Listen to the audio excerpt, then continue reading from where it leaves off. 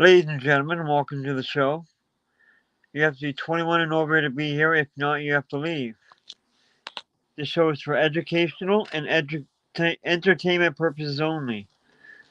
So, yeah, this is Takeover on this channel until Fumador's. We get the kinks worked out on his channel. We're supposed to do it live on the Fumador channel, Flavors channel tonight.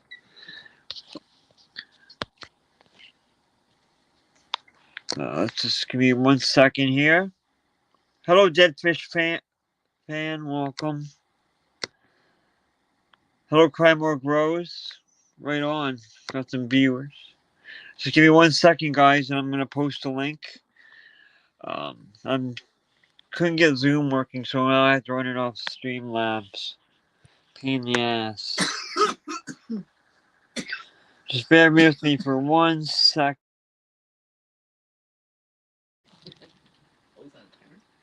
Am I back? Okay, I'm back. Jeez Louise. I'm just having technical troubles here. 1 second. There we go. I am live. That. Oh, okay. So now, Yo-Yo Soul Organics, welcome. This show is, like I said, 21 and over. We don't do any dangerous challenges. We don't have any secret menus or anything like that to order any drugs. We don't do drugs. We don't sell drugs on this channel. This is the Fumador and the Flavor Takeover until we figure out how to get Fumador channel up and running. We're just having some troubles. Okay, just give me 1 second. I'm gonna try to post the link.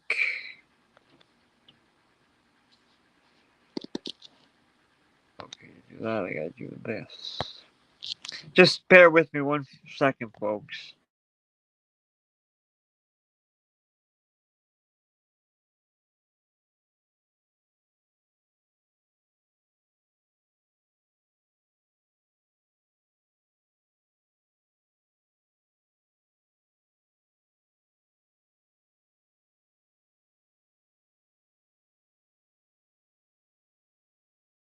I hope you guys can still hear me. There we go. 5 viewers. How do I bring up the chat on this? So what's everybody smoking on tonight? Feel free to come join me. This is a Takeover Tuesday while Fumador's away. We were having technical problems with the the channel, so we decided last minute do it on here. Well, I decided. So we'll just wait a bit. Maybe hopefully Smash or somebody will join.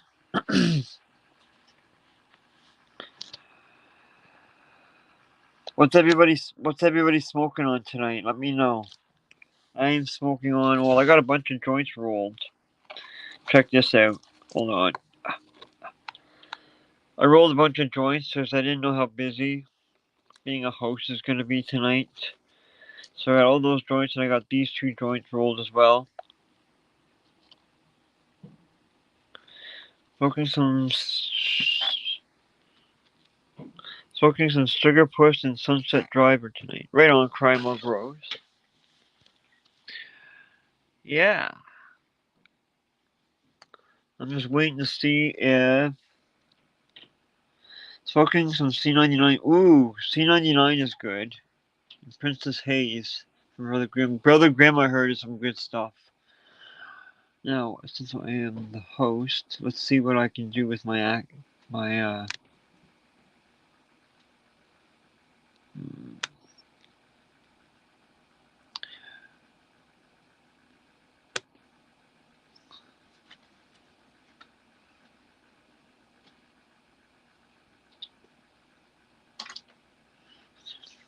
what? You manage block words.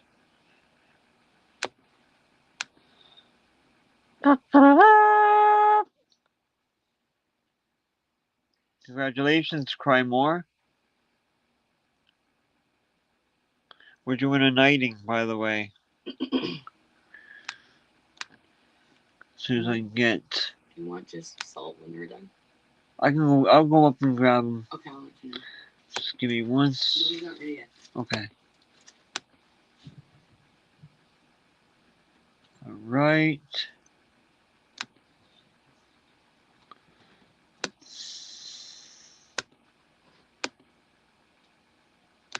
There we go.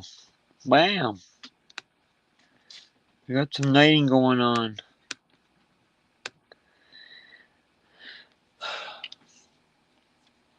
So yeah. So let's do. I guess we'll get started with the intros. I'm D Zombie.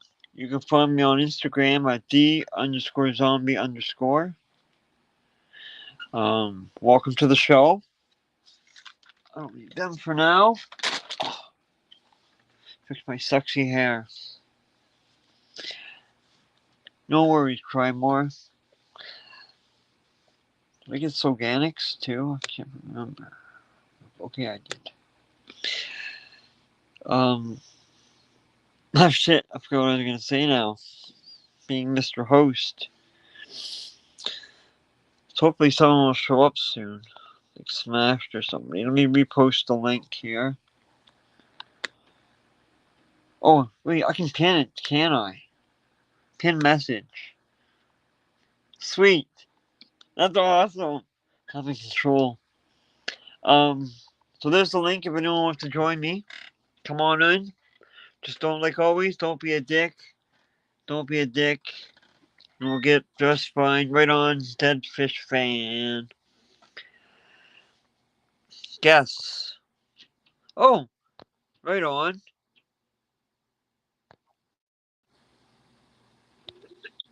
Right on, they're smashed. I think. There he is, right on the words. What's going on, Smashed? Okay. Well, we wait for Smash there for a second. For her. 20 grams. My photo right on. And here we go. We got some got smashed. Oh, what's this? More. Oh, okay. This is pretty cool. Well, maybe we wanted to hear the chipmunks though. Yo, Yo, what's up? what's going on, Smashed? Nothing, man. Just kind of hanging out. Hold on, I gotta pull up chat.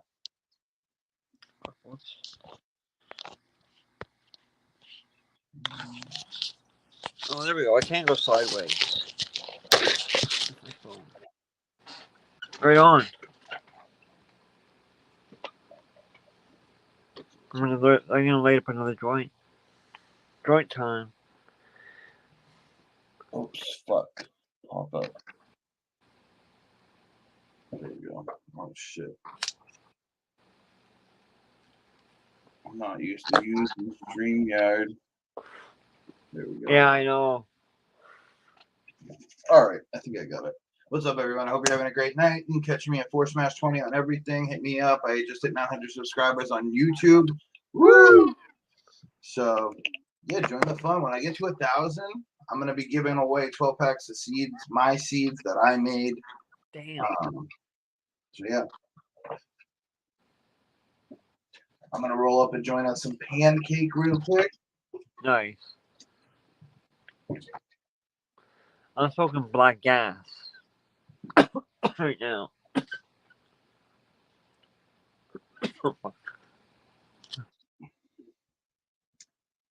I'm trying to figure out. Let me put YouTube chat on the small screen, and I'll put StreamYard on the big screen.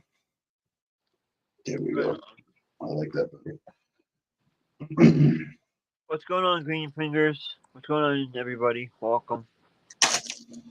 Yeah, shout out Gilf. Gardens by Gilf. Right on. That's where I got this pancake from, and it's really good. I think I've had pancake before. I'm not sure. I have to look it up on my laptop. Ugh. Yeah, So, pancake's a good one. hmm? Pancake's a good one. Yeah, sounds good. Um, I don't feel like looking it up on my computer. My keyboard's fucked right now. I honestly don't even know the cross on pancakes. I'd have to look it up. Hmm. I ordered. Yeah, I went to the grocery store to get like a couple 10-gallon fabric pots, and they're making a warehouse in back, and they put all the stuff like the fabric pots and all the other shit uh, in a storage container, and he's like, "Oh yeah, I can't get them," and I'm like, "Wait, what?" I was like, "But you still have them online, so what if someone orders them?" He's like, "Oh yeah, we'd have to pull them out." I was like, "Damn." So I just ordered some on Amazon. Right on. What's going on, Bud Kilowatt, Dr. Tank, Green Fingers? Come join us, Bud, Green Fingers. Um, I ordered some insectial soap. Yeah, I remember you showed that earlier. Yeah, I ordered some of that. I gotta go down tomorrow to Harbor Freight and grab my sprayer. Arr. I'll grab my sprayer tomorrow. Transplant, do a heavy spray, and let them get ready to flip. I'm gonna keep spraying until I flip. Right on. Let's see I'm if probably gonna spray until there's buds on the plant. I was also thinking about I let the soil I had when I had thrips in there, I let dry out completely, so there was no insects living in it.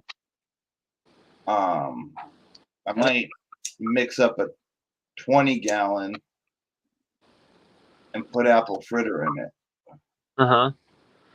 Right on. I'll see how it works out because I got to up pot apple fritter, chem dog, and then grape fun dips already done. I really should put one of the grape fun dips in a bigger pot, but whatever.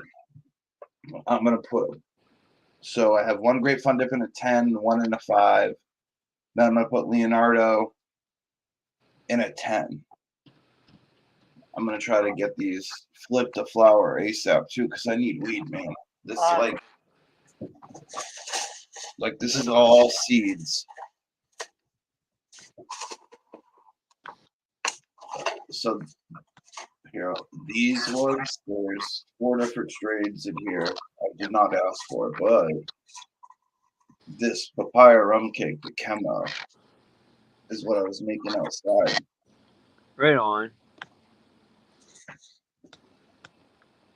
I gotta actually pull those in soon too. I can't wait to try that blueberry muffin I grew. Still wet.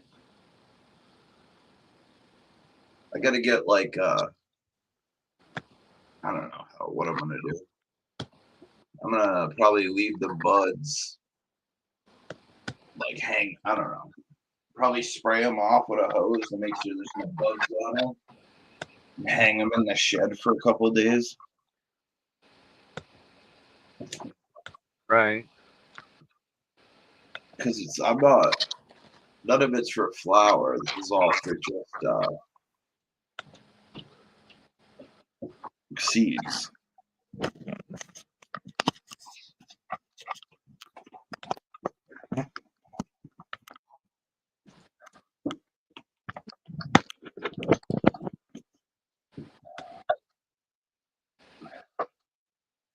Um, Hmm? shout out Fumy.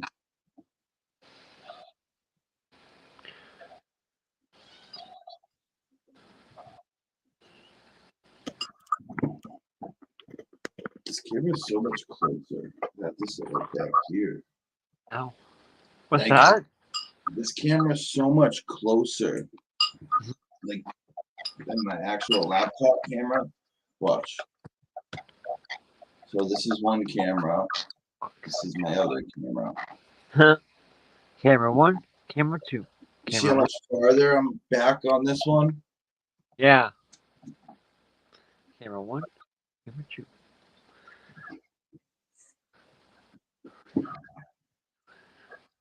Cool, dead fish fan. Oh, wait a minute, Christine.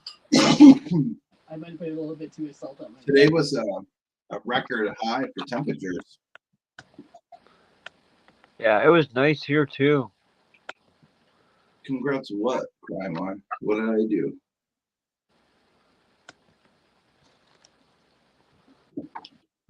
Wife was complaining about the smell. Dead fish. That's funny. I get that sometimes. I don't put up with it. I try to leave my window open. I don't really want a fishbowl. Well, I don't know how to do it.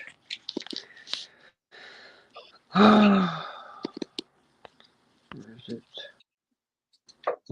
Oh yeah, don't forget everybody, top chat, live chat.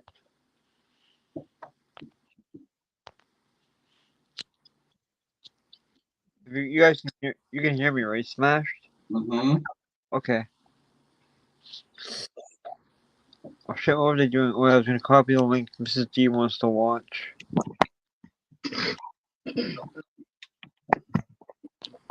There. I'm gonna clean this camera real quick.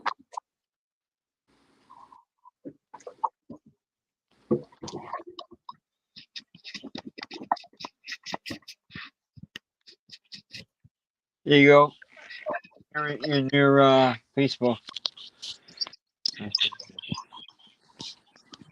Okay, I cleaned my camera. Nice. 81 in Carolina. I don't know what it was today here, but it was nice. Right on, Smash. That looks good. Oh, maybe this camera's not working. Can't get it to focus. There we go. Now it's focused. This camera is definitely better. I don't know why. Camera 1, camera 2. Pineapple chunk. I got some Oreo. Nice. There's some more Oreo. Someone told me how to say this.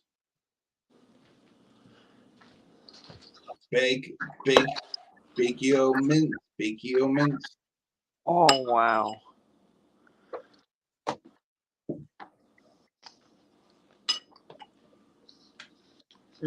Holy fuck, those things are good. Let's see if I'm able to flip my camera around.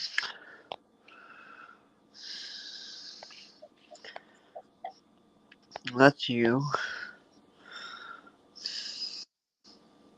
I wonder.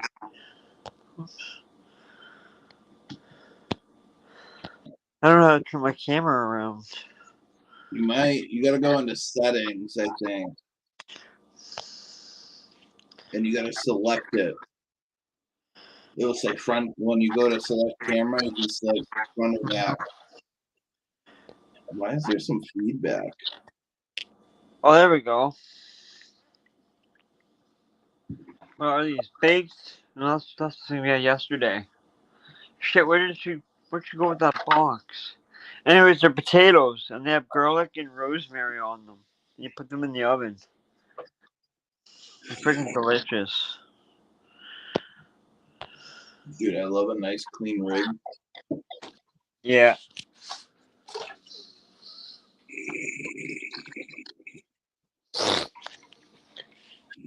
I had like a gram of just like maybe 2 grams of just reclaim.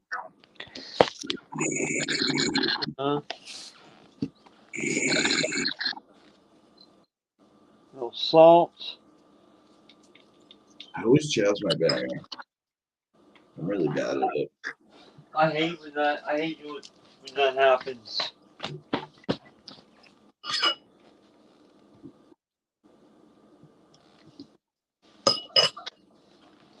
Boy, fuck. I'm watching 11 Minutes Wild Police Moments caught on tape. And right now I'm in San Bernardino, California. I like watching that guy, that Bud Kilowatt, was telling us about in California. That W whatever it is. Anyway, yeah, it goes around live and shit. I've been watching a lot of Kill Tony lately. What's that? He's a comedian. He does like I guess it's a podcast too, but it's like a YouTube live show podcast. He has like famous comedians come on the panel, and he has like he's made famous comedians. Yeah.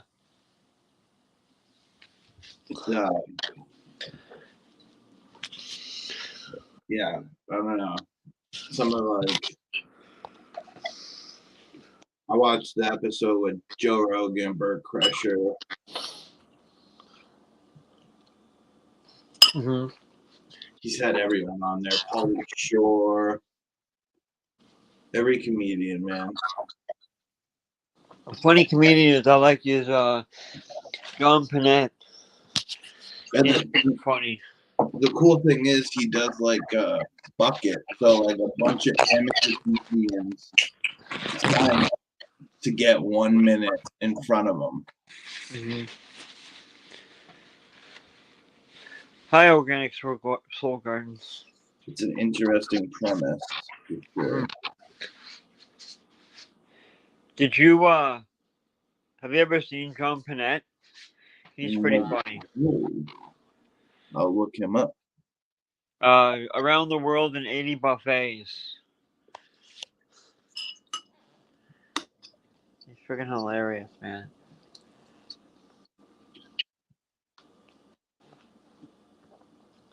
Shout out to Mrs. D watching. See, Mrs. D, these potatoes are freaking delicious. you should give her one of these rocks.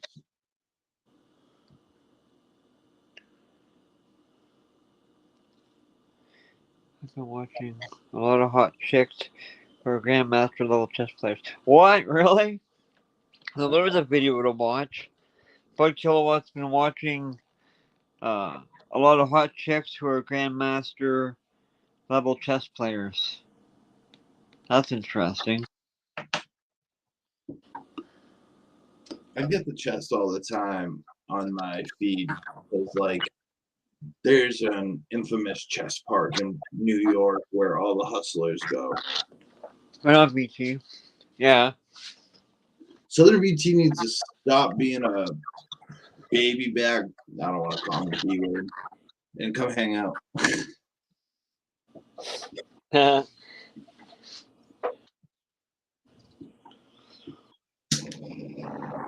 Apparently, have you ever used sulfur smashed? I use sulfur all the time. Yeah, and now correct me if I'm wrong. You can't overdo it. Do it with that stuff, right? You can't or can? Can't. No, you can. Sulfur's strong. If you get real concentrated stuff, you can definitely overboard it. It will burn your plants up. I'm thinking of something else then. I don't know what it is.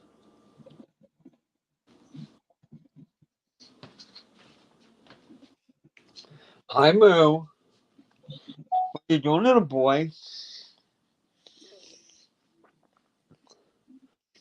So I went back and I'm lucky enough now that I'm a producer or whatever on Fumi's channel, I'm able to access all the shows, the old shows, and I went back and looked up the first episode I was on, which was 3 years ago.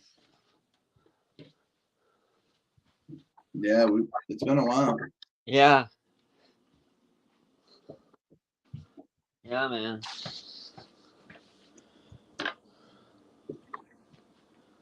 Hmm. From It was funny. My mail was done weeks ago, and now the females are just kind of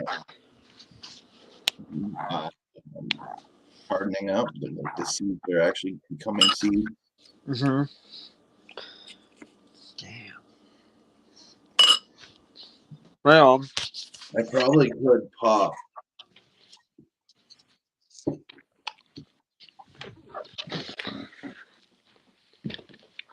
Most of these seeds I could probably pop. I need to start. I'm probably gonna do some of my own seeds this next grow. mm-hmm. Blueberry muffins is nice. Right on Organic Soul Gardens. I got one. I was actually gonna go up and just show it off just now. Fuck it, alright, I will show it off. Organic's got some. Was that Agnes Beckett's blueberry muffins? Organic Soul Gardens. It's hard to see, man.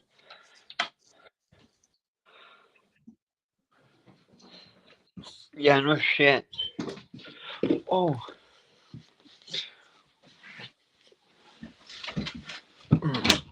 Well, hop on and join us, folks. Don't be scared. I don't bite too hard. Guess I got my grow light still hooked up. This stuff, man.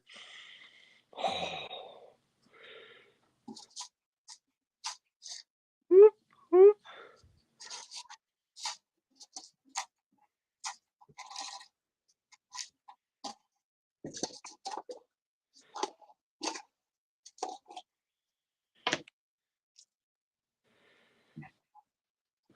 Now I don't even know what I said organic, so that's funny.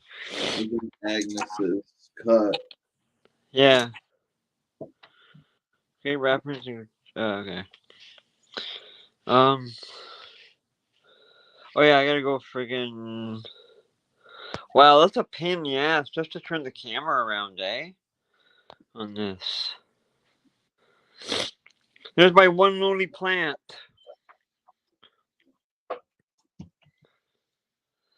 I'm gonna get some nice. Probably get like an ounce off it though. It's nice thick buds. It smells like blueberry. It's purple. I better light. Oh, you know what? Alright, hang on.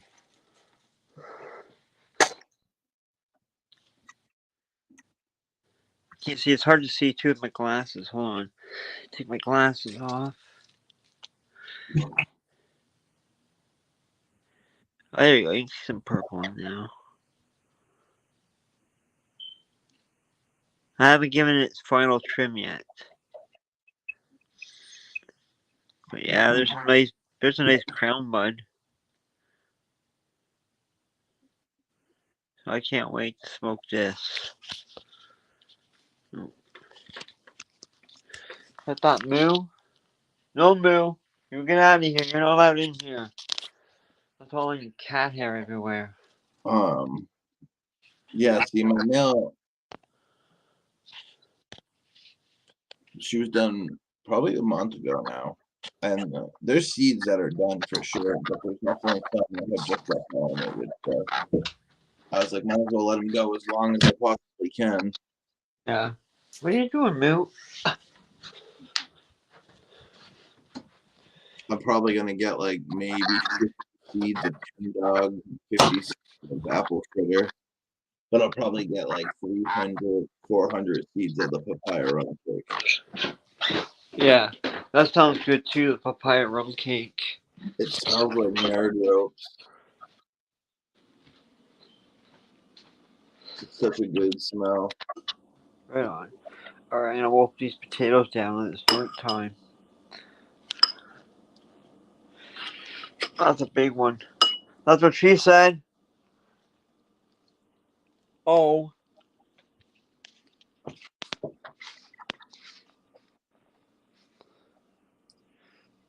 Dude, I'm so impatient. I even on my phone trying to keep running the photo. Thanks, VT. I want to go downstairs and pick up the garden. Huh. I want to go downstairs and smoke a fat joint.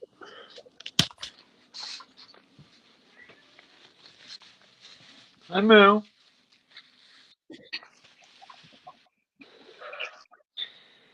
Well, come join us, folks. I pinned the link.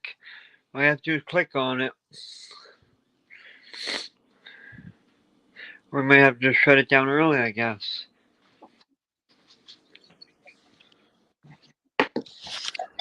It's usually slow. StreamYard's easy though. It's literally a browser. You can do it on a phone or whatever. I was talking with Fumi earlier today. He's saying when he gets back, he might start using StreamYard and stuff.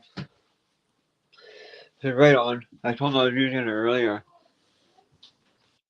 I like Streamlabs. Right on. Gives you way more control. You can have a section where you're editing, and then you're looking at two screens. You're looking at what's being shown and what you're editing, and then you can transfer it, and it will go over the. Right on. What are you doing? What the hell are you doing up here? It's got its Get out of here. Holy fuck, no. Get the fuck on, folks. My cat's nuts. Holy shit. Come on.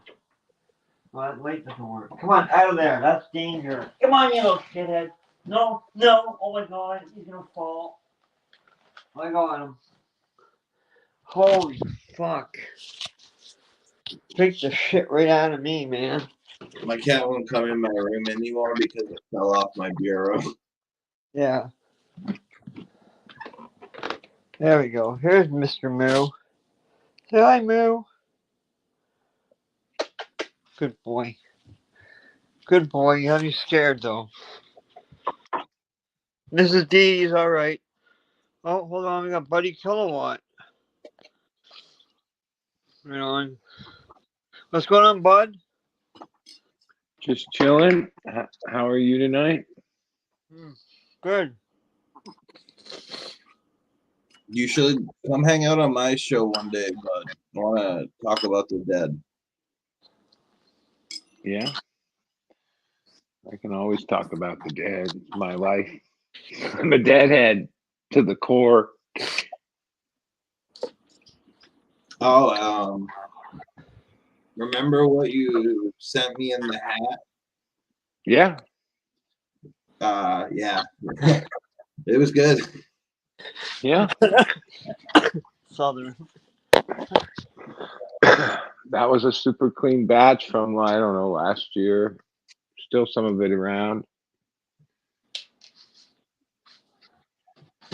Somebody was at the Freedom Rally. Oh, fuck. I don't know. They were selling Bibles.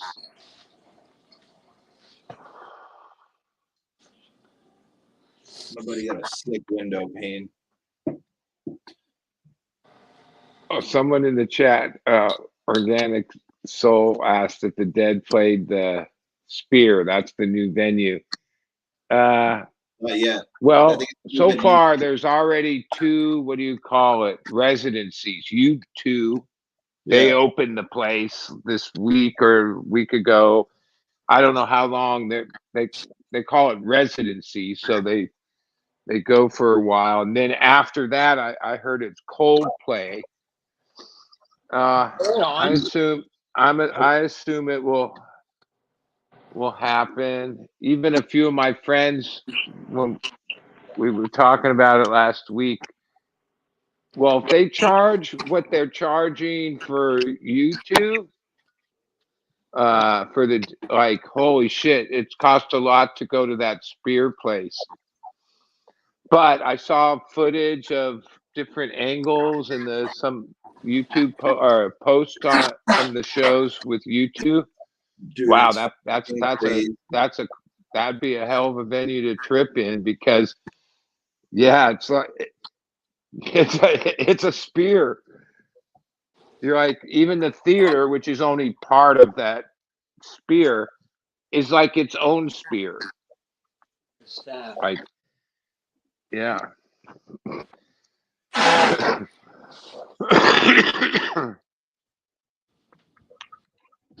So, D, you're gonna have to let me share. Oh, how do I do that now? Oh wait, I think I might be able to do that. Less bud. Solo layout. How do I do that, Smash? It should say Hold on, green fingers. Mute, edit. it should say Smash is trying to share. That's not. I gotta say, I've used what do you call this StreamYard like maybe like a year ago.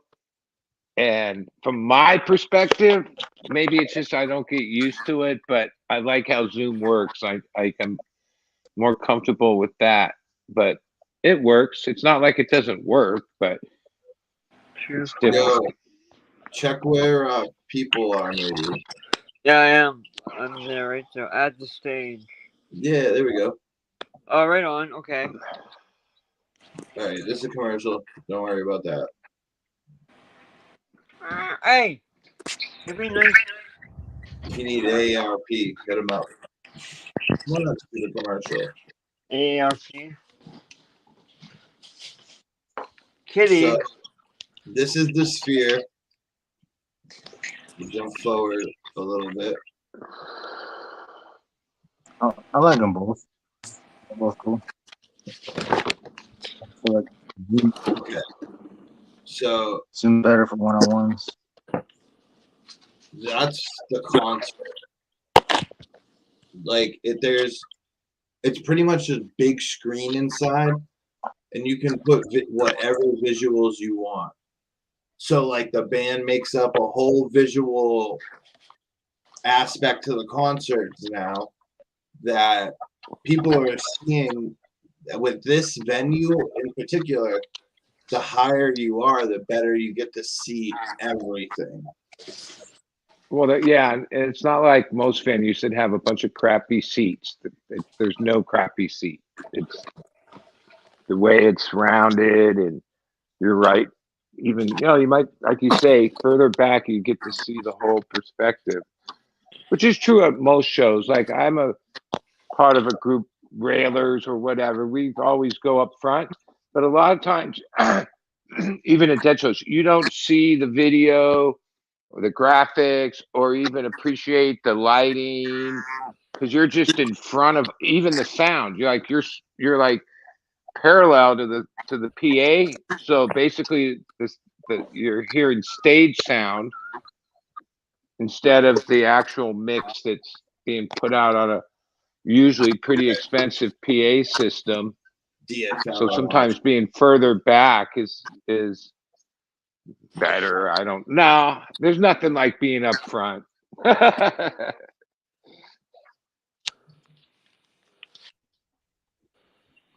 So the part I'm sharing now is crazy. Like it doesn't look real. It really does. What happened? No, I mean, it looks like we've taken that to a new level. I mean, they've improved the light show, LED lighting, and screens, and so much over the years. But this takes it to another level. Like it Like doesn't look like I don't know. I remember hearing about how much they spent on this place, the Sphere. It's massive, That's and yeah, it's an expensive ticket, at least at the beginning here, because it's a new thing. It'll probably level off a little. And I assume over the next few years, everybody that's worth anything is going to play there. Like it looks like a projection screen in the background, but it's just a big ass screen that's pretty high resolution. It's a rebel. I mean, like who I'd like to see play there, because they already, both of them, either David Gilmour or Roger Waters, they never play together anymore because they hate each other. But Pink Floyd, wow, with Pink Floyd and all their, I remember there's a place in LA. This was like, man, in the 80s. I was still just a kid. It's the observatory, like where they have telescopes. But they used to have this thing like they would only do it once a month for like a few nights. Yeah, It laser was, light shows. yeah, it was like a laser way back, and it was always to Pink Floyd. Like now they probably do it with a bunch of different music, but It's always breaking. yeah, like if Pink Floyd and their crew made a video like what you see can be done. Oh, that'd be next level, because they were always into that.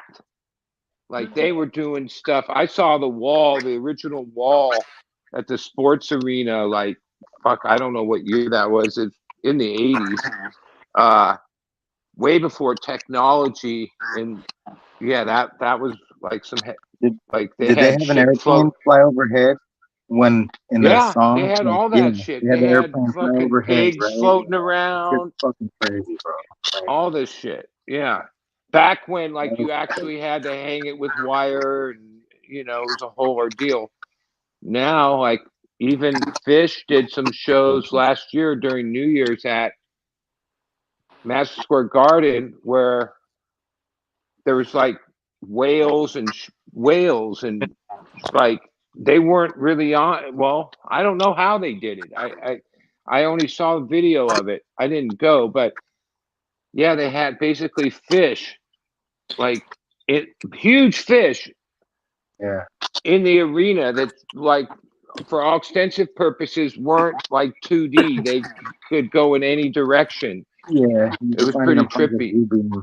If you look up Project Bluebeam, you'll find some of the pictures of whales splashing in the middle of an auditorium. It's like, what the hell? A whale Yeah, just popped into nowhere? It's just crazy. yeah. If you're willing to put out the money for all that staging, but all that gets cheaper, easier, better. Yeah, sky's the limit at this point with what even LED, like we think LED lighting really changed the grow industry. Oh, well, LED lighting came into concerts way before grows, because a lot of times back in the day, I know from being on stages, yeah, the old style can lighting. Oh, that shit got hot. Like it just was hot as fuck, just like a HPS in a way.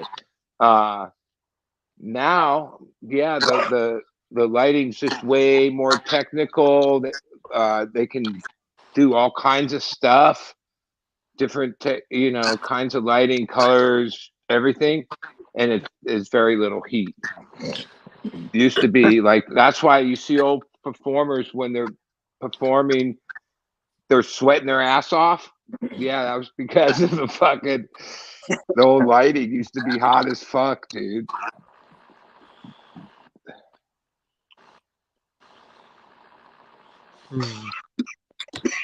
Excuse me.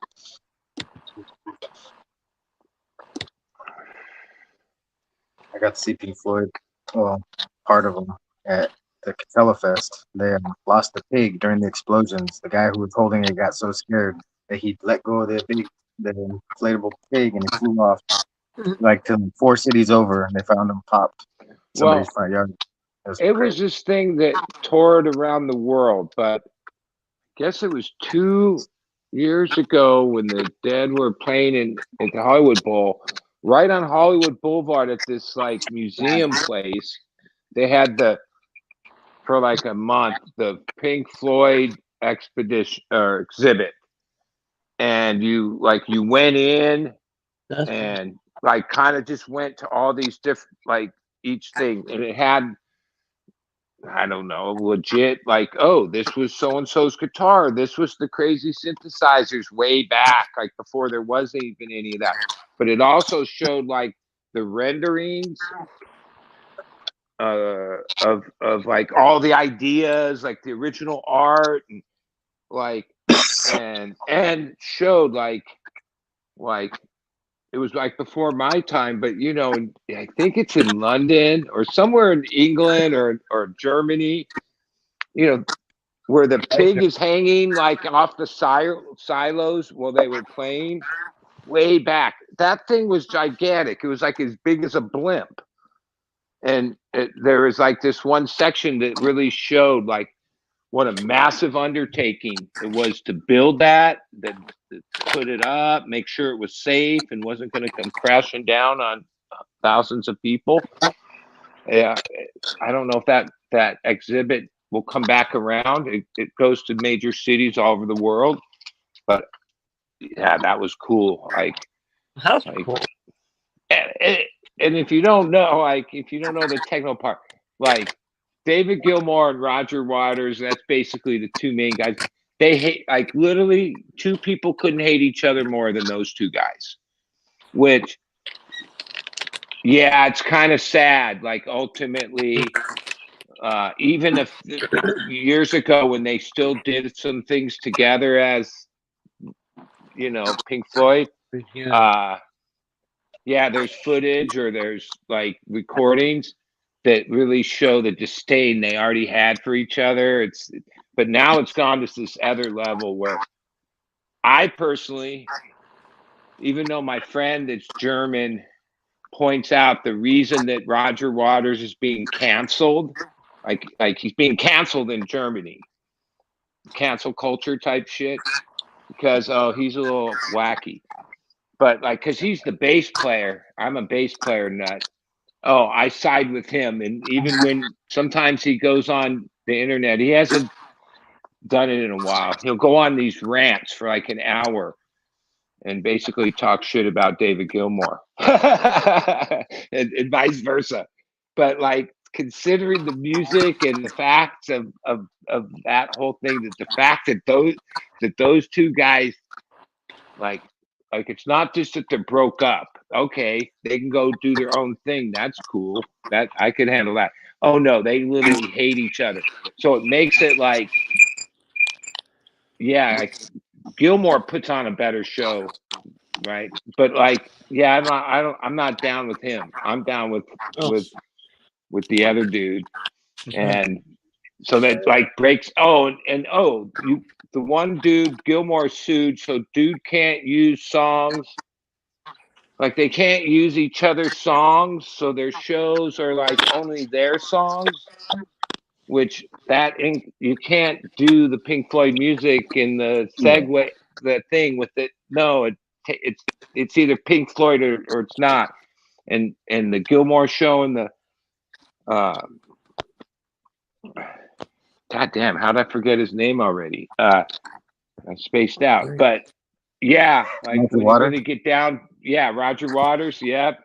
And to me, that's crazy that like you sued each other, and cease and desist each other for you can't use like, you know, yeah, it's sad. It's just sad how people can get to that point. I mean, like I say, you can break up. Bands have broke up, but like I've never seen two guys hate each other as much as these guys.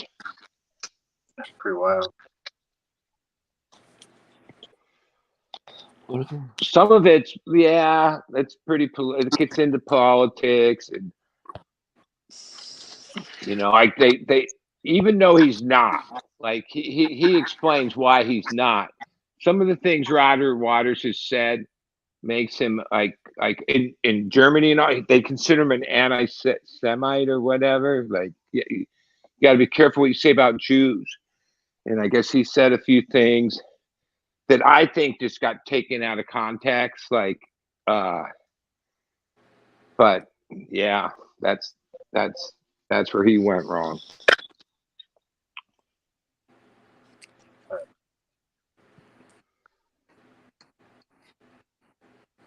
Cheers. Dead fish fan. What's going on, Come on, guys? Jay. Can you hear me? Yep, Yeah, yep. 5x5. I don't know what's wrong with my camera. I was gonna say your screen's black, but yeah, we could hear you. Well, yeah, hearing you is all that matters. Shit. I'm glad to see it. Yeah, man. Glad to be here, guys. I only got about a half hour or so before I hit the sack, but figured I'd come on, shoot the shit, smoke a bowl. Right on.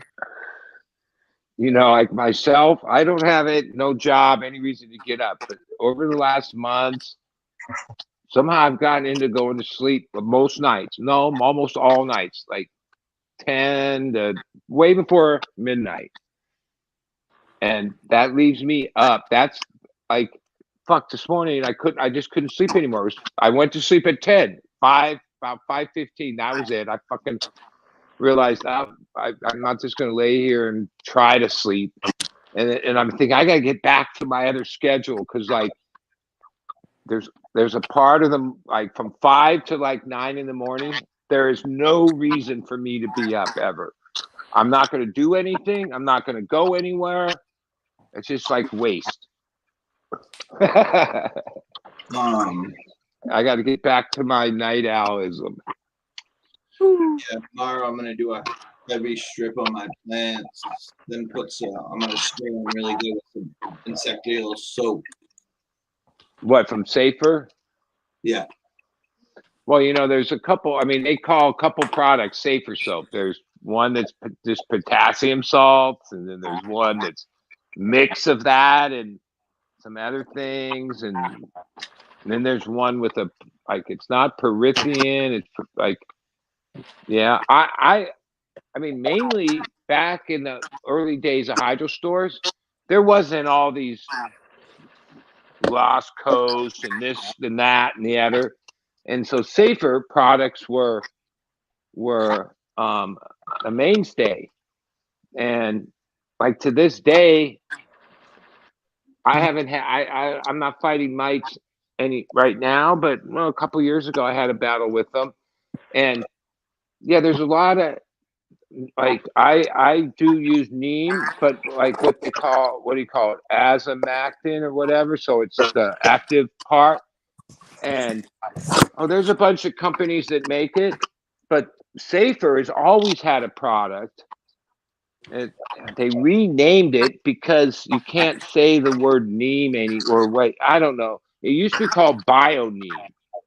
You can search BioNeem Safer, and then it'll tell you what the name of the new product is. It's the They got same me. product, just got renamed. That was the most effective, cleanest, cheapest azamactin. A lot of the other ones, the BioNeem emulsified into water and didn't break back apart. And I always use that in regiment. Like I like anything you're doing with IPM, I would never suggest, you just get this one product and just keep spraying over and over with that. I'd say mix it up, right?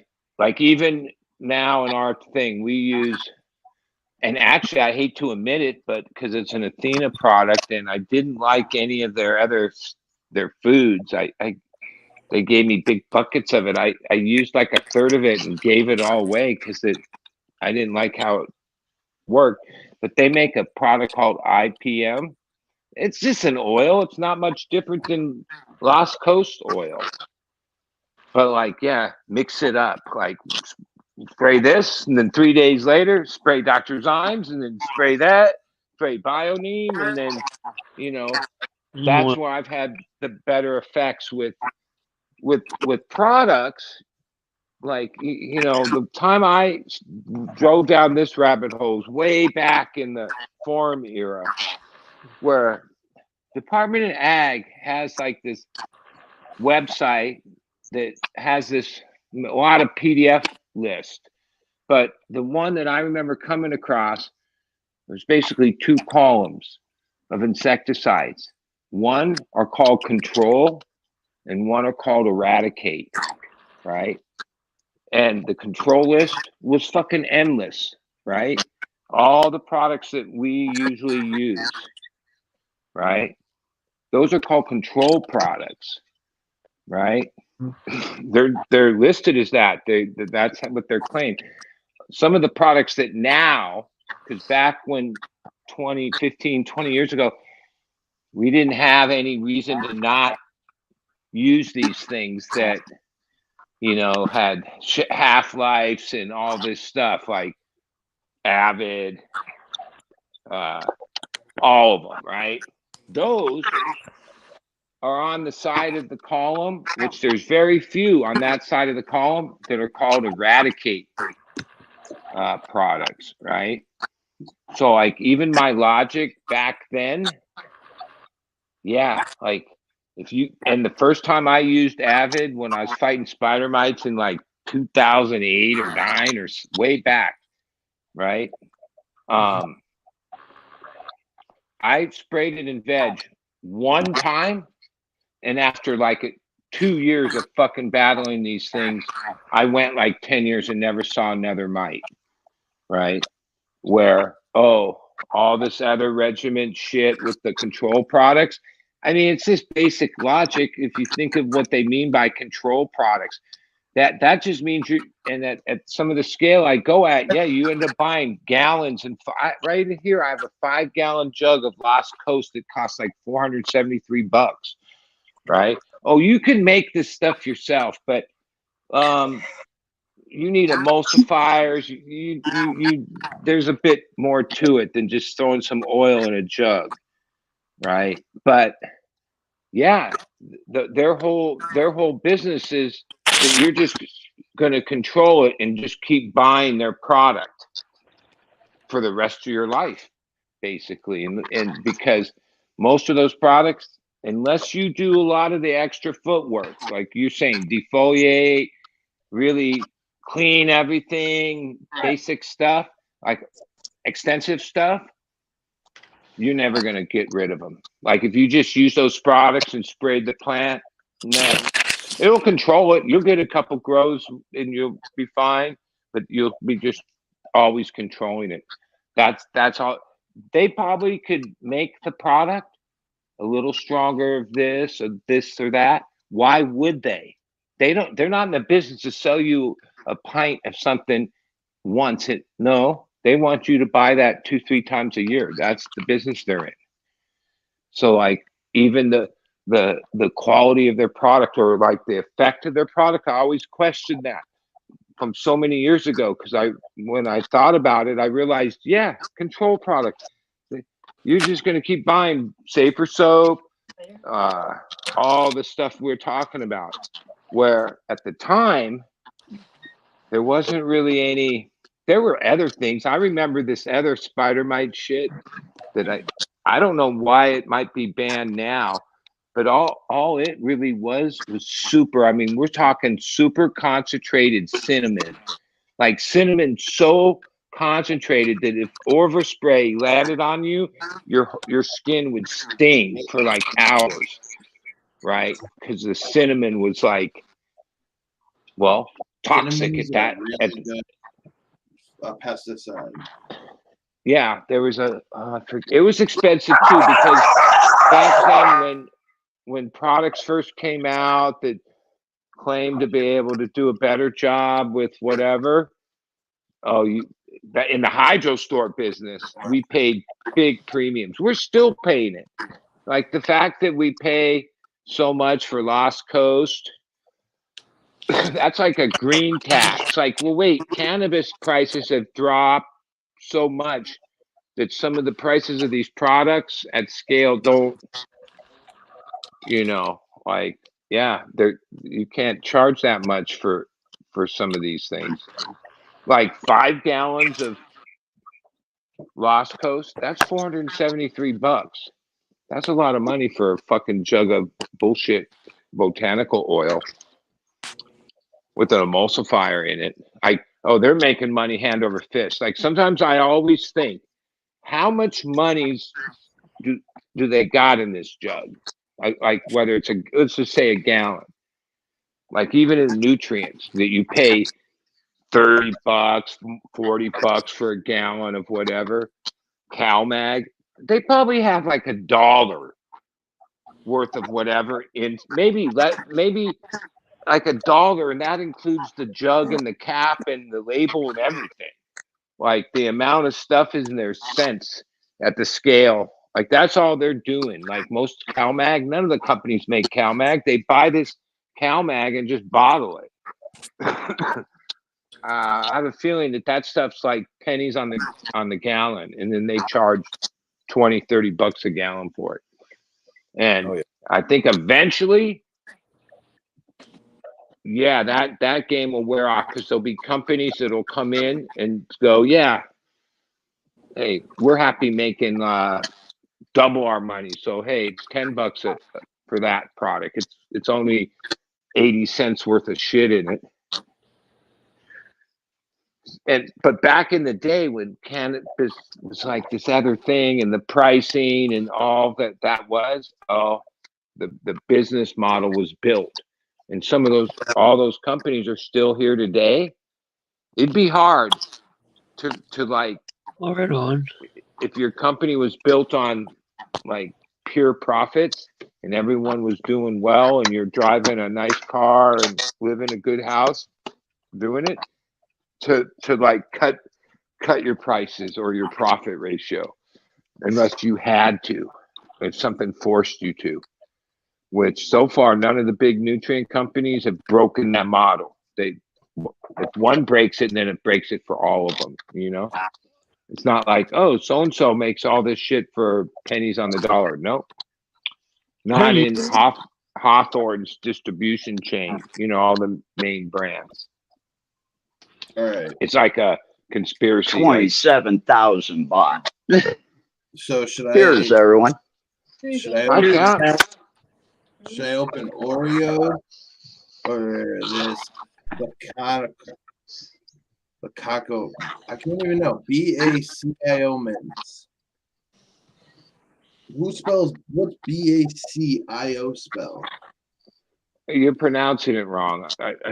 It's Basha. I think Yeah. it's ice cream, right? It stands for a kind of ice cream, maybe. I might be wrong, but which one should I try? BACIO mints. Oh shit. And I got Oreos. Well, yes, please.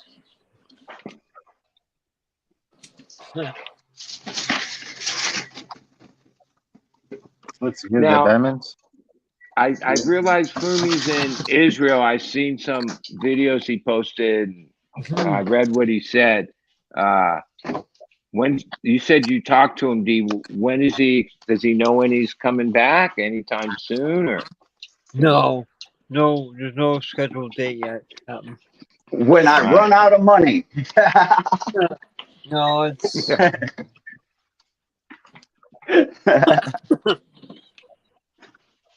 Yes, diamond. Everybody's friends back. Link bot.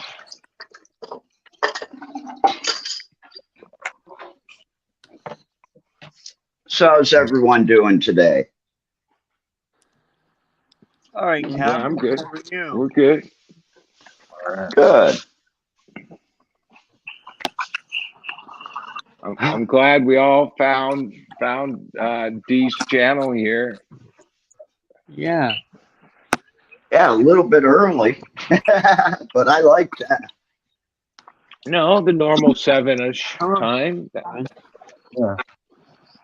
Well, Fumi usually starts late, so technically. Yeah. Wait, well, lately, but I can remember when Fumi was pretty much like within 5 minutes after he was on. Like there was a time when he was a little more. Yeah, well, things change. You got, I've got a 11-hour time difference, 12, 13-hour time difference. Right now I'm at 13 hours.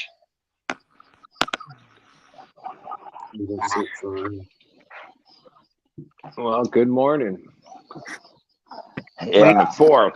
It's the 4th, right? It's already the 4th. Yep. And I got to leave the country by the 6th, and I've got to be back on the 11th or the 10th so I can have my doctor's appointment in Bangkok on the 11th. I go in for surgery that day and fly home the next day. When you bring up surgery, I was Here? scheduled for my laparoscopic, that's the simpler hernia surgery, on the 29th. I go to my appointment. It's in the hospital. Go up to surgery. The nurses start prepping. I think, oh, good. This is fuck. I'm finally, because it's been months of trying to get this done. And then when the surgeon, this lady, who, I trust her. She was like this is at Scripps, SDSU Scripps, probably the best hospital you go to for surgery in this area, La Jolla. She wanted to just check it, and then she's like, yeah, I'm gonna opt to do like full surgery, where now they're gonna like anesthesia, cut me the fuck open, and do it that way. Like, it's not that I'm not like afraid of doctors. It's been 30 years. I hadn't been to a doctor. I've never had a surgery. The only time I've ever was put under was when my wisdom teeth were pulled out, right? And she had to go over all these things with me. I had to sign it, and then it's on the 20th. That's the earliest appointment for the surgery. Let's see, Friday. Oh, it's only been a few days. Oh, I'm like, I guess that's not really. I'm not Googling anything because I don't want to know. I'm just gonna because like sometimes you read too much shit. Next thing you know, I'm like, oh fuck that. I'm afraid or nervous or like worried about it. Even though it's like, oh, this commonest procedure and fucking they do surgery all the time. I had to sign away that this could go wrong and you could die and all this shit. I'm like, oh fuck. And then I had to talk to an anesthesiologist, and it's weird because I don't know, but they sure believe that cannabis, like having a lot of cannabis in your system, I'm honest with them, is like could be negative with anesthesia. Yeah. And are asking me to make I said, when they said, could you stop a week before? I was like, no. No. But I did agree for 3 days. They said it would be better. They had all their reasons, right? And I thought, are they just like saying that, or is that actually something that's scientifically proven? It's scientifically proven that some of the anesthesia that they'll put you on can have an adverse effect. Now, I would think basically you can get it not to work. Yeah. Well, yeah, that's a little. I get. All right. Yeah. Be honest. Yeah. I'm gonna cut back, but like I already know myself. Okay. You ain't gonna be able to stop for 4 days. From where I live to the hospital is an hour, right? Maybe at the time of morning that they expect me there, 50 minutes, maybe a little less. I have to be checked in for pre-surgery at 5 a.m. for 7:30 procedure or something like that, right? Yeah. So, no, I'm smoking. I'm smoking on the way down there, dude. There's no way I'm going to walk in there and have all this shit happen and fucking blah blah blah and be like 3 days straight or some shit. No, ain't happening. Not. So whatever happens with the anesthesia, that's what's gonna happen. crazy edibles the other day. I was so high. He said 100 milligrams, 25 milligrams each. I ate 2, and I woke up high. Yeah, I don't fuck with. It's been like so many years. Even though they're all around, some of them look like, oh, I am hungry. I'd like to eat a bit, whatever. Even this weekend, there was like a farewell or the closing of the Sonic's place on Fairfax. So it was a whole thing, and a lot of people have edibles, and everyone shares, gives people what they got. Yeah, I don't even. The few times I take them, I just give them to other people. Like even Greenfinger sent me some guava something a while back, or yeah, I forget who I gave.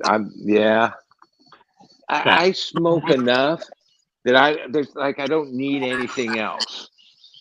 Like it's not like, oh, let me not smoke because I'm gonna like take some edible. And in the past, what I didn't like about edibles was I felt like it didn't wear off. Like I didn't wake up and it was done. You didn't come out of the fog. Yeah, it was like a day or two, and I was like, I didn't like that part of it. Oh my god. Ah! I gotta go out. Fuck, man. I used to smoke right up until like yeah, I did all kinds of crazy shit. So when I was getting my wisdom teeth done, yeah, I shouldn't have done none of the stuff. My wife, she passed on now, but she judged maybe it might have been 4 or 5 years in a row, and maybe a couple different high times cups in like the early 2010 to like 2015, because that was her thing, edibles. She used to make them. She had fucking, and yeah, she would get herself comatose where, yeah, I know she ate a bunch of edibles where she'd be like zonked out for days, right? And she never cut her hair, so she had thin, long hair that went past her butt. And when she'd eat too many fucking edibles she would get dready things, and then she would try to comb out and end up having to cut some of her hair off because she got so fucked up in edibles for like 3, 4, or 5 days, where she was just zonked, like you'd think she took Valium or was on something else. That was like her thing. She used to like to get fucked up on edibles and sleep it off for like 3 days at a time. Yeah, that used to be my favorite thing to do. 1,000 milligram syrup and then 1,000 milligram edible at the same time. And then the next day I'd be like, what happened last night?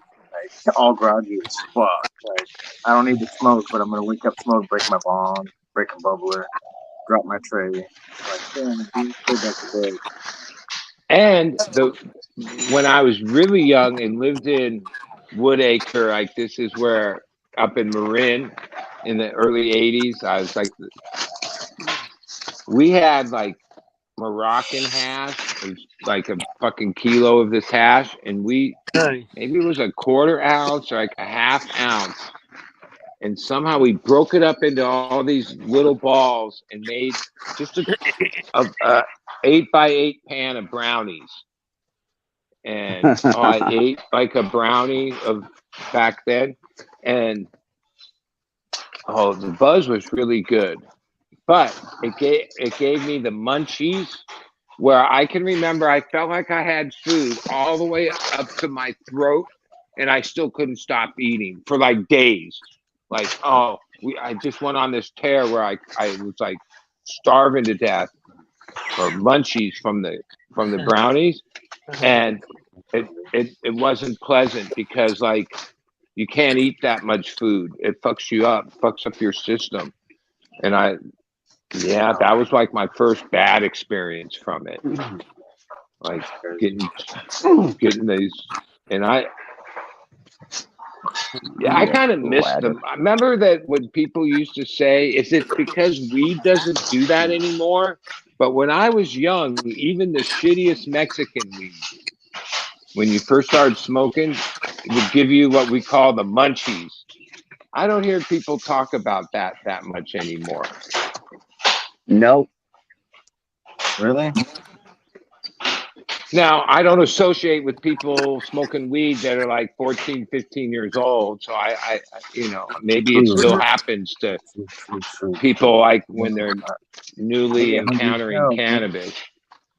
I'm hungry as hell right now. Oh, you're I'm ready to pick the food up right now. I think it's like a tolerance thing. Like as you smoke and smoke and smoke, you just don't get that hunger freaking.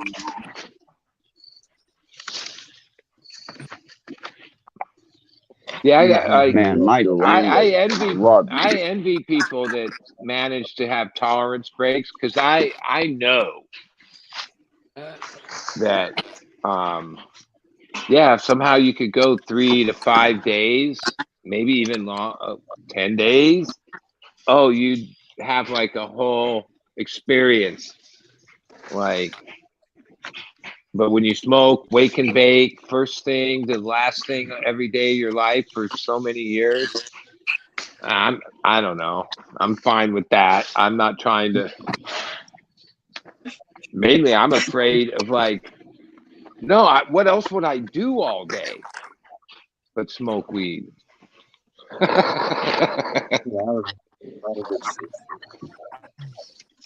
I'm the kind of guy. I have an 18-mile ride into town and an 18-mile ride out of town.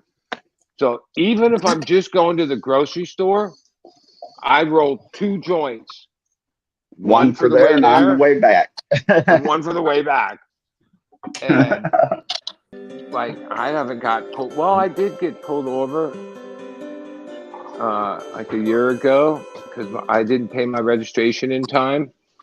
Well, that wasn't why they pulled me over, but when he ran my thing, that's the only ticket he gave me. That was when I had gone out to that Altadena,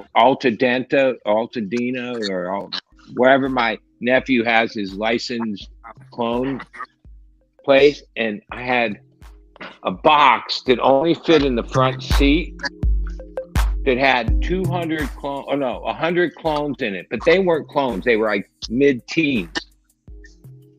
And what it was is when I got on the freeway, this one lady didn't use the merge lane and stopped and was trying to turn into traffic with her blinker, and I went around her on the right side Curb. and boom, Yeah. the guy pulled me over, right? Hey, be more patient. He was all cool.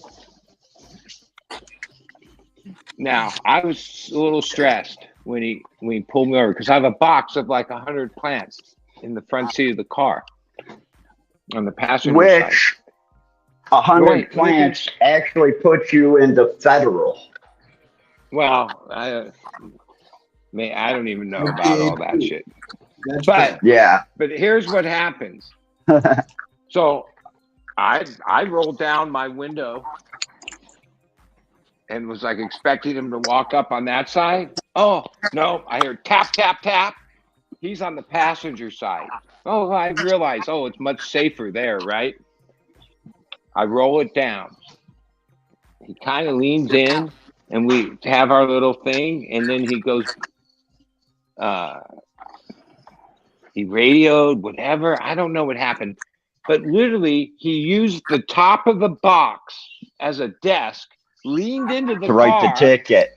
And wrote the ticket. I'm thinking, holy shit.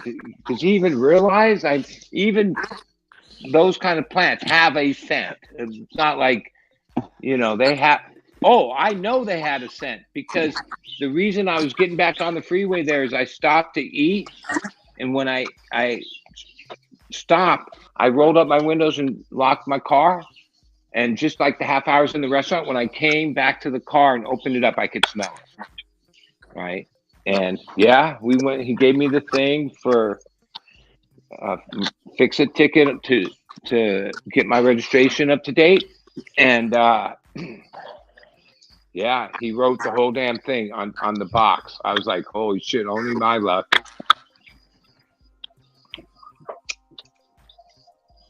Yeah, I've only just recently been aware of these agencies that if you get a ticket out of state for going like 70 miles an hour over, they can get you out of those tickets. Oh, you know what? Or you just don't go back to that state for 4 or 5 years. I saw a story, Captain. I'm sure you probably saw it because you're much more in tune with Ohio. But they say that by pretty convincing margin, from the looks of it, in November, which is what, next month, they have a vote, and they're going to go Yep. full rec in Ohio. I read that too. And you're going to be able to grow 6 plants per person, 12 plants per household, That's what we are. with a maximum of 2.5 ounces, I believe. 10. Well, but if it's rec, they're going to have licensed commercial places. They'll have all that, right? Yeah. Well, yeah, but it's going to be a pay-to-play state. Yeah. Well, Ryan kind of talks about Minnesota. It seems Minnesota is playing a pretty fair game with licensing and all that, but each state's a different ball of wax. Like it seems like you've talked about Ohio before. Yeah, they might be a little greedy from the gate and have Just like down obscure, a little bit, guys. I don't even know what that noise is. Its background needs to be turned down just a bit. Yeah, that I think will be a mistake in the long run for Ohio to come in like with stupid laws that are unreasonable. But you know, that's why it's Ohio, all about right? the money. It's all about the money in Ohio, period.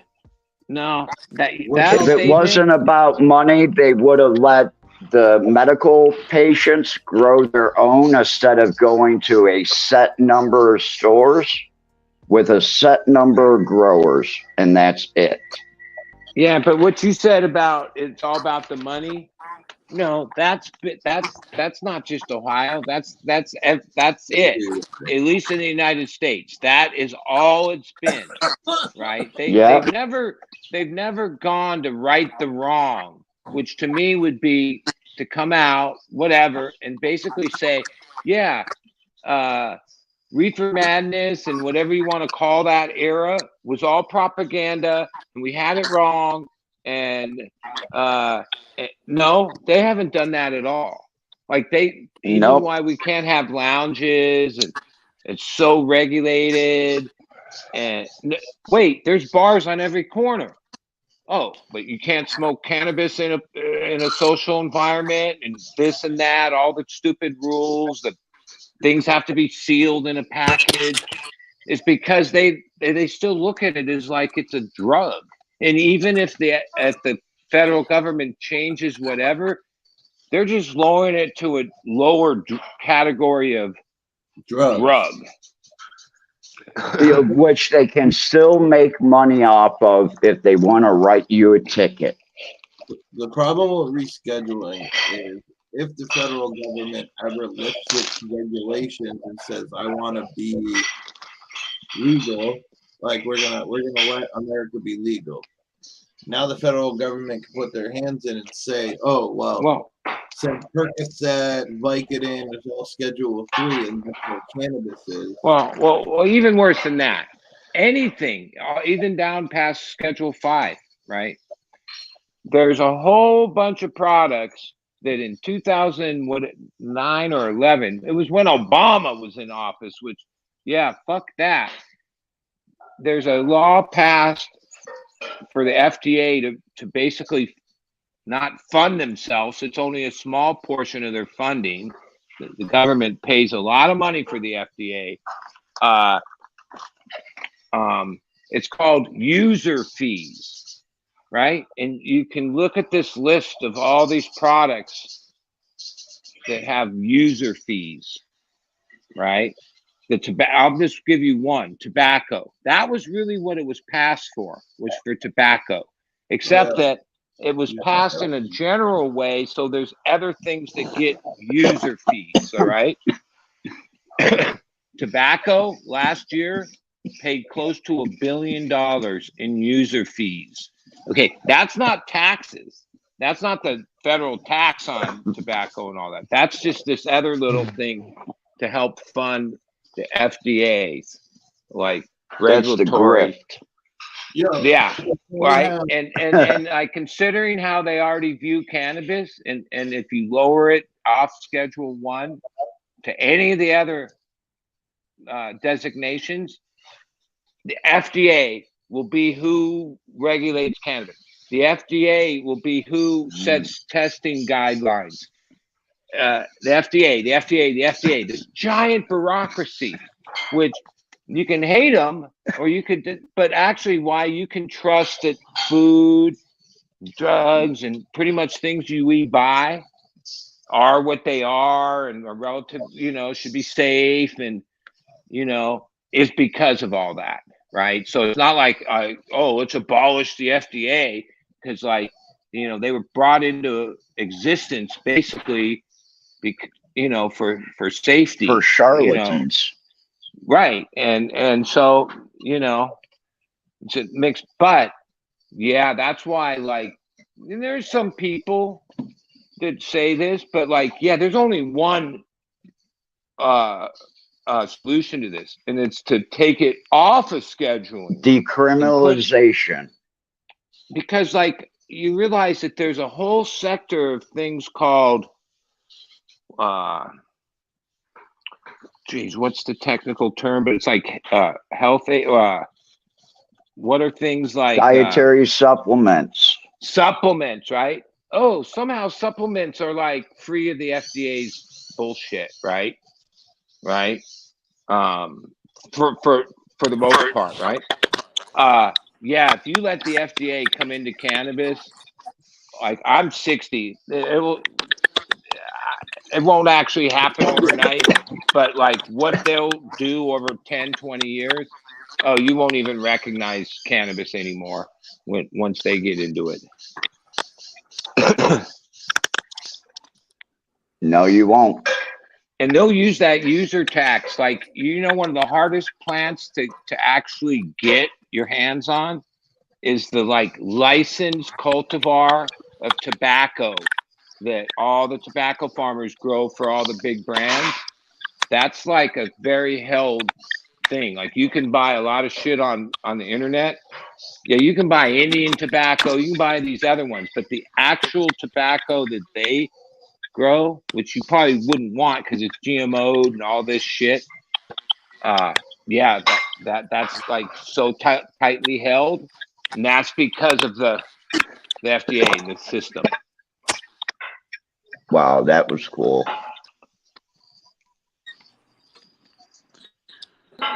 I've got these little yellow butterflies around me today, and I just had one land on me for a while. I couldn't hit my joint. It was next to my joint.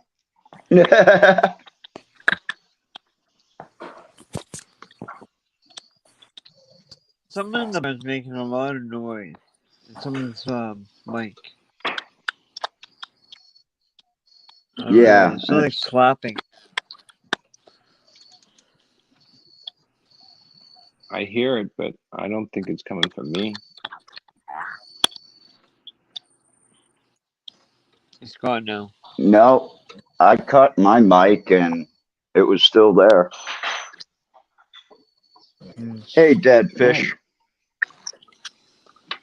We're just going to call you dead fish.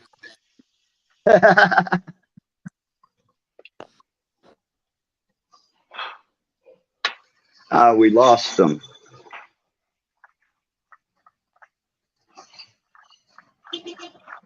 Gee, I think it might have been you, man.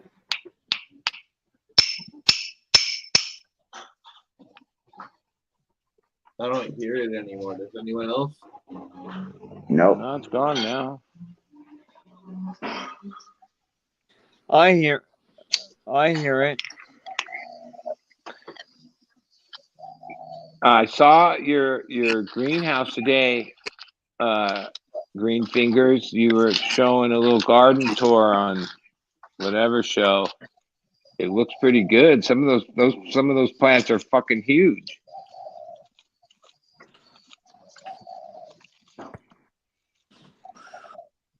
I don't even know Green Fingers is there right now. Oh, we lost. No, he's on, but he's not at Yeah, the he walked station. away.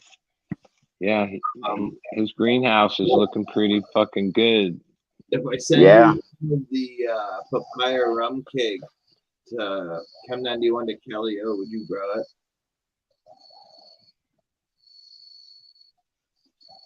Who you Who you talking to? asking? There's like 6 of us on here. I said Bud. But I might have not. Yeah, I mean, I'd grow anything, but first off, rum cake. Like by the name, I those think are none of the things that like make me go yum. But that doesn't mean it isn't good weed. So the papaya rum cake being right now that has the seed smells like nerd growth. Yeah, if it's seeds you made, yeah, I'd probably like to be honest. I probably would do a few of them outside, which would mean like, yeah, I just covered up my beds for the year. I'm already done outside for this year. I'm still going. I mean, I think Yeah, it might. use Zoom B. This fucking shit sucks. Click, Well, click, click, click. we're supposed to have a crazy October. It's supposed to Of be good so weather or bad weather. be so beautiful. Yeah. Well, we had it all kind of like even though I grew through that, I left them up past that. It all started. Remember, Southern California had this fucking hurricane, fucking because mine are not covered at all, so they're full sun. And then this today I saw in the news is the first Santa Ana condition of SoCal this year. That's where the hot, dry air comes in. We've been in the opposite since that Hillary hurricane thing. Like most mornings, the ground is wet, the leaves are wet. There's marine layer real Yep. thick, burns off later in the afternoon, and some of my decision was that I haven't trimmed it yet. It really only came down like a week ago, but I looked through it. There was starting to be in some spots little bits of bud rot, and I knew like there was if I would have left it up a little longer, it would have just been a higher percentage of that. Because once that starts going, there's not much you can do to get it to stop, especially when the conditions are super humid and tropical. Now, if those plants had been in that all year, but no, it's the one thing around here that I have really great weather other than the last month or 6 weeks of my main season is the time of the season that we also get this like it's basically Mexican monsoon weather. That's what it is. The weather, if you watch how the weather goes, instead of us sucking the air from Green Fingers Valley and blowing offshore, we're pulling up the Mexican weather, the southern monsoonal weather. Dude, we've been having hurricanes come up.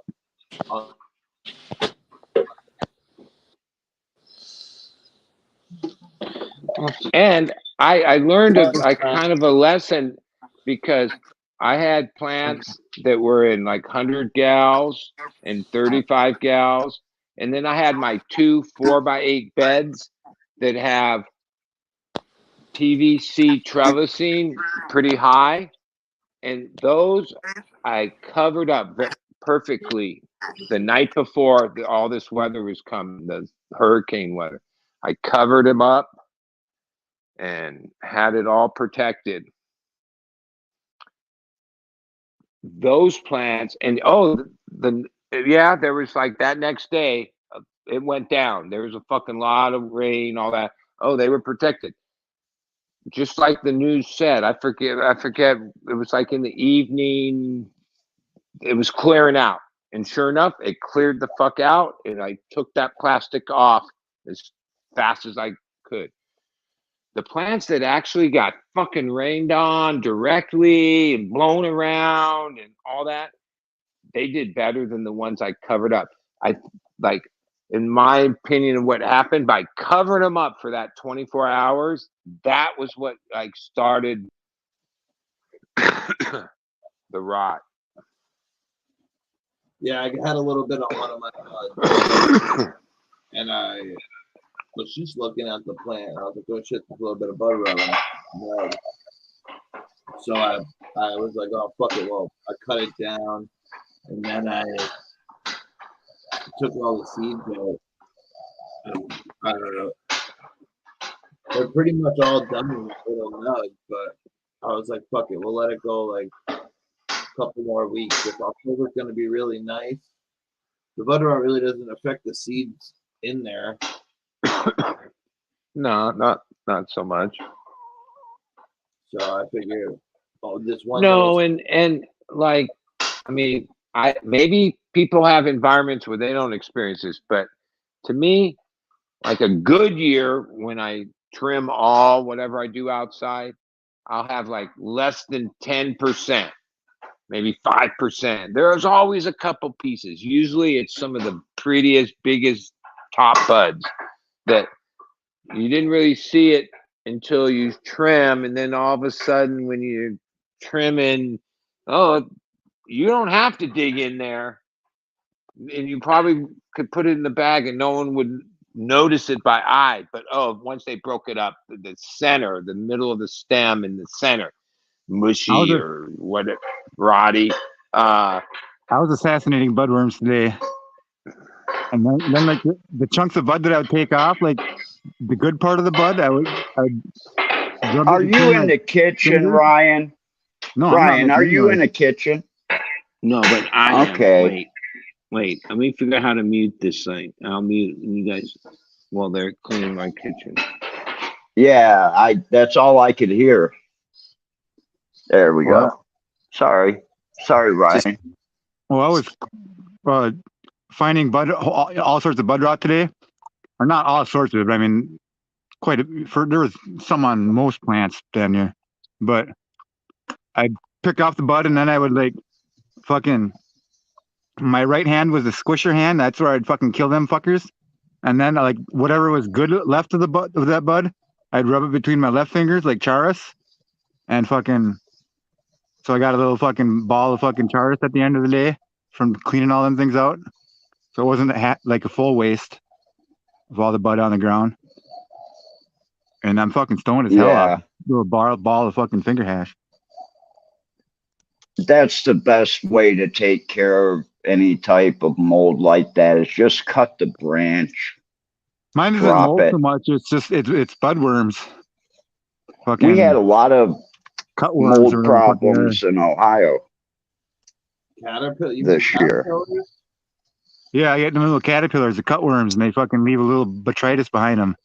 A little fucking poop bud. Yeah, caterpillars are the death of a lot of people's plants. You gotta catch them soon. You gotta catch them quick. Either you gotta fucking be ahead of them, or you gotta catch them as soon as you can see them and shit. Check your plants. Here's another little thing too. When you're going through your outdoor plants and you're pulling off leaves, and you leave that stem and part of the flower inside the flower, that can cause bud rot just by leaving that little piece of stem in there after you pull the leaf off. And a lot of times, because that's what happened in Ohio this year to my friend. I've been doing it like a super long time. So like I try to show my helper like, but like when I de-leaf or whatever, I have like a way that I grab it a certain way and and it comes off all the way to the stem, right? Where some Yeah, you people, snap it. yeah, Sometimes it's I like a leave them little little. technique you get after a while of doing it. Where Uh-huh. sometimes people that aren't so experienced, yeah, they will leave those like dead stems and just take the leaf, pluck the leaf off, but leave like a inch or two of the stem. And Sometimes if yeah, that that's stem's like really holding on, I'll leave it there for a couple days and then it comes off easier. And it's like swipes that off. Yeah. too. Or it comes off easier, or it turns into bud rot, especially in like dense type of Yep. indica type buds, like Bubba even Kush. indoor. That's Bubba Kush. like most of what I'm talking about is my defoliation indoor, and yeah, I get bugged when whoever helps me doesn't. But like I've come to realize, yeah, it's like a little technique you kind of learn after like doing it for 10,000 times in your life. And people have to like learn. People, a lot of times people are like, I teach people that. or like I don't know, they like a lot of times if I have a new worker or whatever, I have to tell them, don't worry about it. Like they're tough plants, like, cause they're too worried. Like they're too like, Gonna break a branch or something. yeah. I also try to like, It's a if someone's growing outside, Or they use scissors or trimming things, and they just want to cut the leaves off. But yeah, no, you grab it the right way, doink, it comes right off. I hate The when whole thing. I hate when you go to take a leaf off and there's that one strand that goes like down the stem. Fuck that one strand. oh well. Yeah, there's certain It strains don't that do are more anything. apt to that. Like I've known over the years, like yeah, certain strains, their One of my biggest plants a stem couple is years like ago though was like more prone to every that. branch ripped down, and it was like it looked like an upside down umbrella. It was fucking weird. Like all the branch, like one of them did it really bad, so I just like fuck it, and I just like ripped them all down, and so they were all like, I don't know, it was weird. It was like upside down umbrella basically, but like that plant just fucking like took off because it was like, you fuck with me. You opened it up. You opened up the whole plant. Yeah, I've always thought about trying to do it like on purpose again, but I never had the right. Never I done it. also tell people to keep their garden like a lot of trees. If you know caterpillars are in your yard, try to keep the plants away from like trees, hanging branches and shit. That just gives them a way to fall on it. I go and I fucking foliar every night, damn near, with my hose to fucking get the moths away. And When it comes time for the moss and the caterpillars and all that, you know, if you put up like netting around them, then they won't fly into your plants. You know, it's a little bit more work. It's, you know, you have to be in a legal state where you can grow outside, or it's a big red thumb saying, hey, we're pot plants, you know. Yeah. But And to be honest, I said this to you before. I get it. You don't want to have to put anything, but BT, that's what it's for. And that's what it does. It's like a bacteria. Ultimately, it gets on the leaf. So the first fucking few munches that the larvae, when they're larvae, you got to remember, I bred caterpillar, monarch butterflies for almost 20 years. So I know a thing or two about it. Yeah, they start off with these larvae. Like you probably couldn't even see the larvae with your naked eye, right? no. And they start munching. From larvae to caterpillar, they consume like way more than their weight per day. And forget about all that. A lot of what they're leaving behind is their excrement, right? They process a lot of that, and that starts it. But yeah, I have it up here. It's white moss and yellow moss. There's like a earlier in the year, I guess July and August. Yeah, like in the evening, you could shake the plant and they'll come flying out of there. The moss. I use BT like maybe Okay, that's every 2 weeks or maybe every 3 weeks, because Matthew Gates, who the bug guy that knows a lot about all this stuff, because the thing about BT is its half-life is really short, because when the sun hits it or the light, it degrades it that's fast. awesome. But So still you it's have to use it. stringent. Yeah, BT. Well, there's different strains of it, but the main BT, like Safer makes a BT, Monterey, I guess. It's like $10 a pint. It goes pretty far, You like can a use like couple cinnamon and gallons. shit too. I don't know if it's be that effective as BT is. Like Or garlic. BT's I'll go. it's a microbial, or it's a Yeah. bacteria that And they say you can spray it up until like 2 weeks before harvest, but I don't know. I cringe putting stuff on flowers. yeah, Yeah. well, like 2, 3, maybe 4 weeks into my thing is when I have to use it once or twice, and yeah, that's like I have to. Otherwise, and the years that I found out the hard way and fucking had those bud worms, whatever you want to call them, caterpillars. Yeah, they'll fuck up a crop. They'll Yeah, fuck up I'm all your paying the hard best way because buds. I've been broke, so I just spray with the hose. I got some sulfur in the Yeah, water, and I pick some buds out.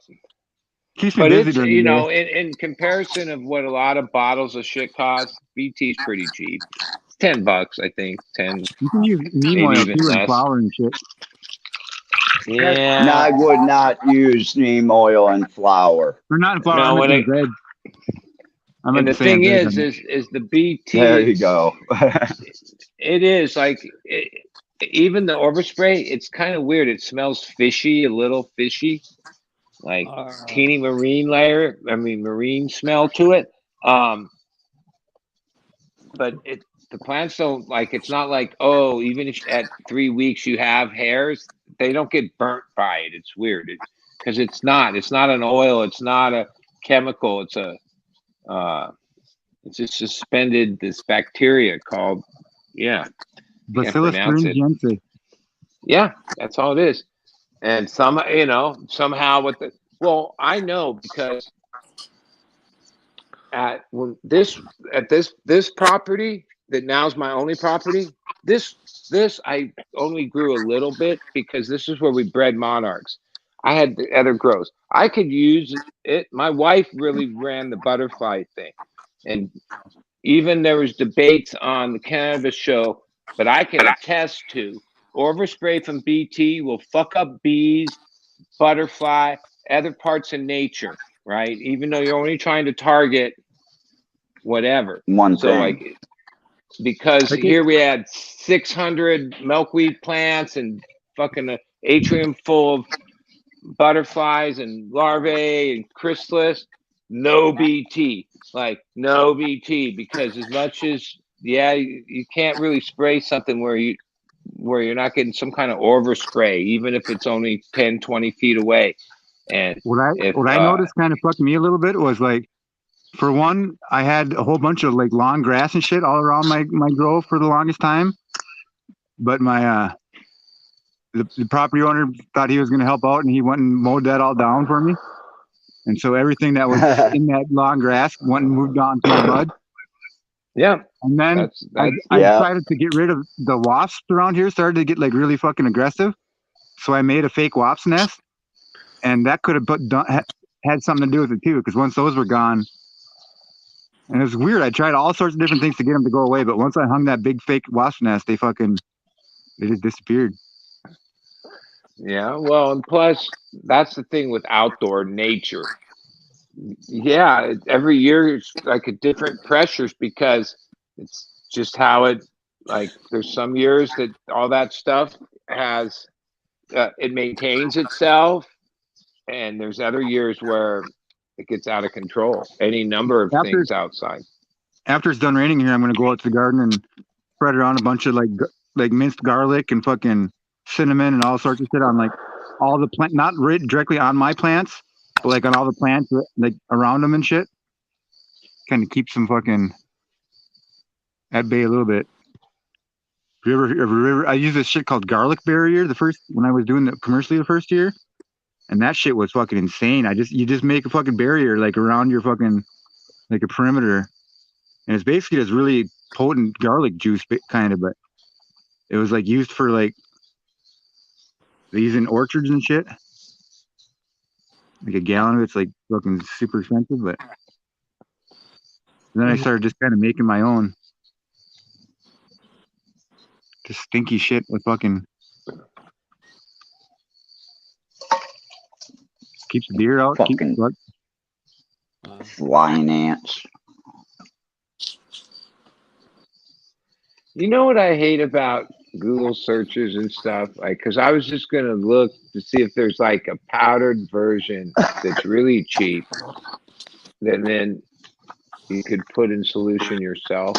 But like, if you type in the BT and search it, like the first 2 pages are just people's products, like all the products and their websites, not anything about these. You have to like Product itself. powdered you have to Bacillus like thuringiensis. yeah, well, you have to make it Through 3 pages of ads before you can actually read what the shit that shit is bugs the actually. shit out of me. Like it's like, oh, if I want to buy it, well then let me fucking click to buy it. And I'll make selling in it the first thing. Let me read about it. Like, let me read about it, not just sell me products at first. Because most people, they're never gonna go like 4th, 5th page to see like, oh, here's the technical shit or here's the alternatives or whatever. Because the first 4 pages is just every product repeatedly selling. Captain Jack, Safer, like that's the whole internet. That's all the internet's become. Its main purpose is just to sell shit to us. To the point where to do any like look up shit, it's like a whole thing. Like fuck that. Like selling should be like, oh, where do I buy? Okay, I click on that. Okay, then tell me all that. But what if you just want to read about it? Yeah, but Yeah, see, keyword everything maestro. is ad driven. Everything is ad driven today. So the first thing that pops up are the people that are paying for that website. Yeah, I mean, the internet, when it first started, well, it had its few years where that wasn't the main thing, but those years are long since left. Where, yeah, Well, so is the newspaper. The physical newspaper is gone. I remember as a kid delivering a Sunday newspaper, and we're talking like 3 pounds of paper, 4 pounds of paper per house in Cleveland. You know, you get a Sunday paper today and you're lucky if you have 60, 70 pages in it. And they still want $5 or $6 for the damn paper. Well, over the last weekend, I watched my TV, and this is after like, I used to watch a lot of TV, but I haven't watched TV for like so long, but I was watching TV. Like one thing about, I don't have like paid YouTube, which I think out of all things, if I pay for fucking TV, I should pay that for. I don't have the ads, but the thing is 90% of them, it's like 5 seconds and you can click skip ads, right? TV, like, holy shit, those fucking commercial things were like 3 and 4 minutes. I wasn't watching like, well, I realized, oh, even anything you watch, you need to like TiVo it for you can like forward it, because holy shit, I hadn't been bombarded like where I just had to sit and watch like 3 minutes of fucking bullshit. Most of them like ads for fucking medicines that have all these like like it always amazes me that they have this ad that they show all this people living good life, but then right at the end they have to always list all the possible side effects, and then they're always listing like 10 gnarly side effects. Where to me, I hear any of those, I'm like, oh fuck that shit, even if it's only one in fucking 10,000. Like, May cause fuck anal it. leakage. Anal Yeah, leakage is because always the best one. Yeah. it's that's some crazy shit that they think like the ad is still effective, even though That's they cool have as fuck. to say all that at the end.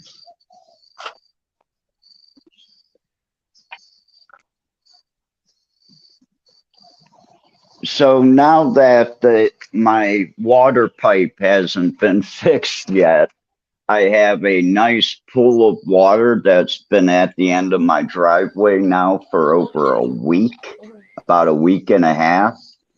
And the birds are now starting to find out that they can take a bath in it. I don't know if you could all see the dragonfly that I was getting pretty close to. He's been around and he's still here. He's back on that same piece of grass. But that's a cool ass dragonfly.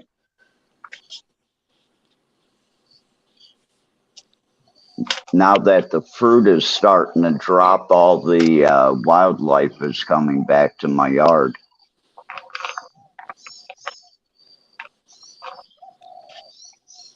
In a couple months, my yard will look all clean and we won't have any more birds and shit as much because there won't be anything for them to eat.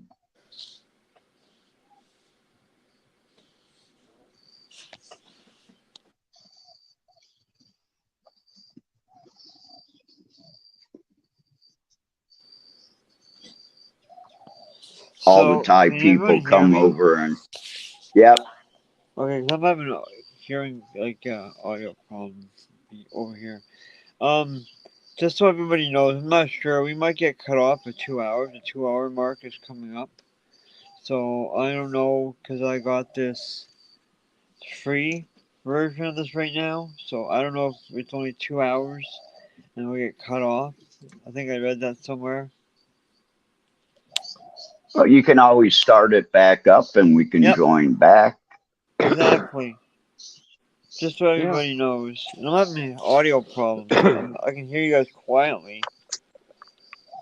Now, Ryan, because I Googled a couple things, and then somehow I came across this forum that just says breed your own BT, right? And there's a whole bunch of I'm not into reading all of what it says, but maybe you should look into that. Next thing you know, by next year you've got your own homebrewed fucking BT, because it's just it's a Okay, cool. microbe, Yeah, I'll like look into it. we just like you make other microbes.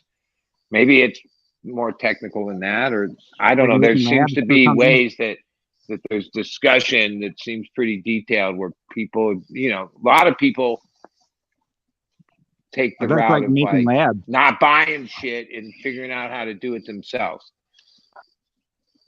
And it seems there's a way. Now you might have to somehow start with the original bacteria and then you breed it out. Where were we going without ever knowing the way? But it comes from somewhere. It has to be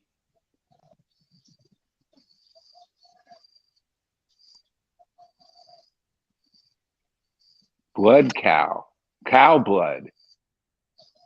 Yeah, plenty of that. Yeah. Right. Yeah, it starts like one of the things it says it starts in is either seeds from legumes, dried cow blood is the other thing.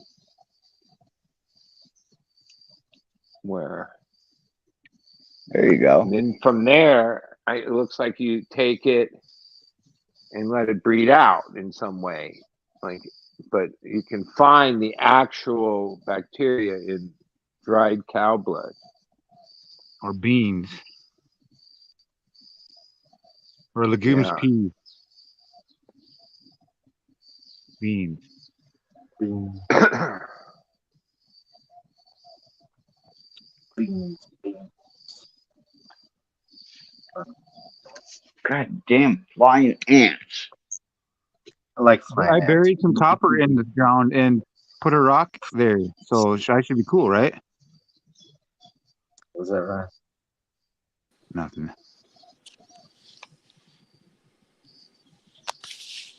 It was a special rock. And the rock that you dealing with right now? Hold on.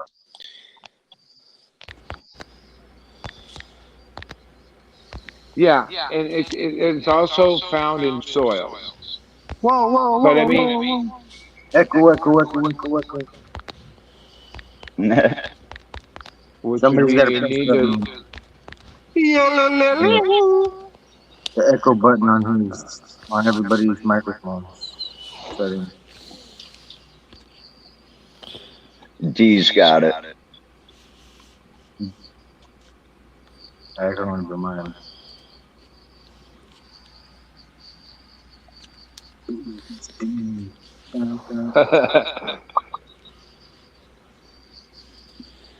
Sounds like we're all at the dentist's office. I like the dentist office. Wow, wow, wow, wow, wow, wow. Is this real life? Ryan, you sound the funniest. I'm furthest away. Reverb.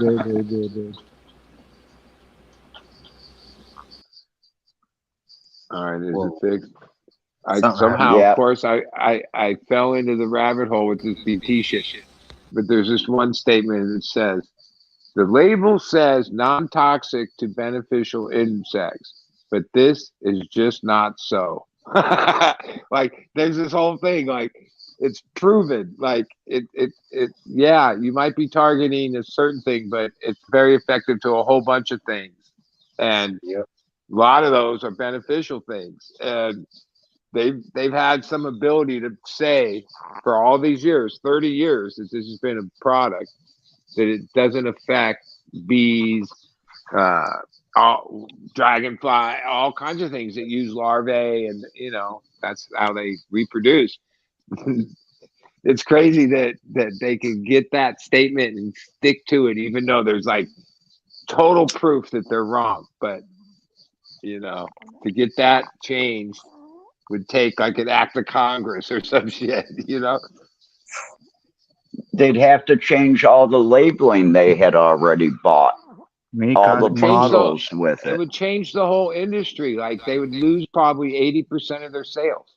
Because if Yeah. people read that, if you had to state, oh, be careful, it's harmful to all these other things that people love dearly. Yeah. Yeah. Goodbye. People would just say, fuck it. Like that's how we are, right?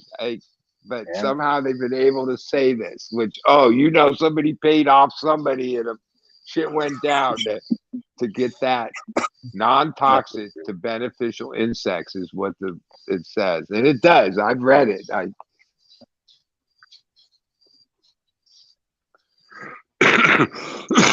They're liars. They can get away with it. Hell yeah, they are. What a businessman is. Yeah, even if it's proven out, science, all this. No, those are companies and people that then say, "Oh no, science is bullshit. We're not bullshit. They're bullshit." Which, well, I didn't come from no monkey. 99% of science shit, I believe. I take it at face value. I know there's some bullshit in there too, but it's always who you get your info from. But yeah, most scientists, I have no reason to doubt them. They seem to have poured their whole life into their science. Except for them string theorists, they're a bunch of fucking morons. Yeah. There's a bunch, I know you listen to them too. I've listened to, because like I didn't start, but like a year ago, but I Lex like them Friedman. so much. Yeah. And like, as far as he gets me to like, those interviews get me to like, maybe I don't take all those people at face value, but you get enough info on it that you could dig in yourself and like, and some of those people, yeah, he ain't no bullshit. Those are intelligent conversations that go on that show. I like that Michael Levin that he had on there. That guy's a fucking trip, man. All the different shit that guy does. Like, yeah, there's some people in the world that are like, yeah, even lately, I mentioned it before, but mainly I think she's so attractive. It's like unreal. But there's this, he interviewed like in the last few episodes, this lady named Neri Oxman. And yeah, well, even she has her own company because she left MIT and started her own thing. And you can look at the job opportunities, other than you need to be a PhD, period. But like, she's hiring botanists. Like, even if you look at her projects, she has the like IA driven grow room of like scale, but like she's growing silkworms and doing shit like so far out there, bees and natural things. And yeah, she's a scientist, except that she's really an artist and like into architecture, right? So like all her things are like to be able to find natural or sustainable building supplies. Like she points, like, yeah, one of the main parts of that interview that I thought was like, wow, that's pretty scary. The amount of biomass that humans created outweighs the biomass of the earth. That happened in 2020. We passed a point. but we didn't create where anything. Like, it's all from the earth. Like, you can't well, wait, plastics and create. this and a Yeah, bunch I of know, but shit still, that is she's talking about things that, which like, even when you hear her pitch, you're like, yeah, well, how would we build a whole city that would just dissolve back into the earth? Well, then we'd have to keep building it all the time, where most of the things we've done, steel and concrete, all these things, oh, well, they're supposed to, they don't last forever either, but definitely have longer life. But that's what she's trying to find. She thinks all the answers is inside nature, and that if we like really dig in, like, that's the whole thing with the silkworms. She like they make taught or got silkworms to like they have the create things. strongest. Isn't there silk like the strongest material on earth or some shit? Yeah, like, and if you can harness them, right, which like part of her weird breeding is to take a hive, a hive, or what, no, bees, a cluster, A colony. colony species, because silkworms are individualists, so they don't work together. But then somehow she fucking splices the fucking some gene out of a bee and puts it in the silkworm, and then now all of a sudden they have the ability to work together. Like, I'm like, oh well, and can build, like, oh, she wants it to be this huge thing. Yeah, that Oh, CRISPR they shit is did it. fucking crazy, man. And I'm like, oh, this lady, and she's only maybe in her 40s now, right? Like, certain people might change the fucking world, might be the person that, like, just like, oh, you could say Goodyear and Firestone, or people that invented rubber, changed the world with cars and this and so When you many can do products that CRISPR at did home, it's all over. change the world. But most of them most of the direction we've gone in human expansion or whatever has we realize now, we know more, it has maybe a bigger cost. Everything has pros and cons, right?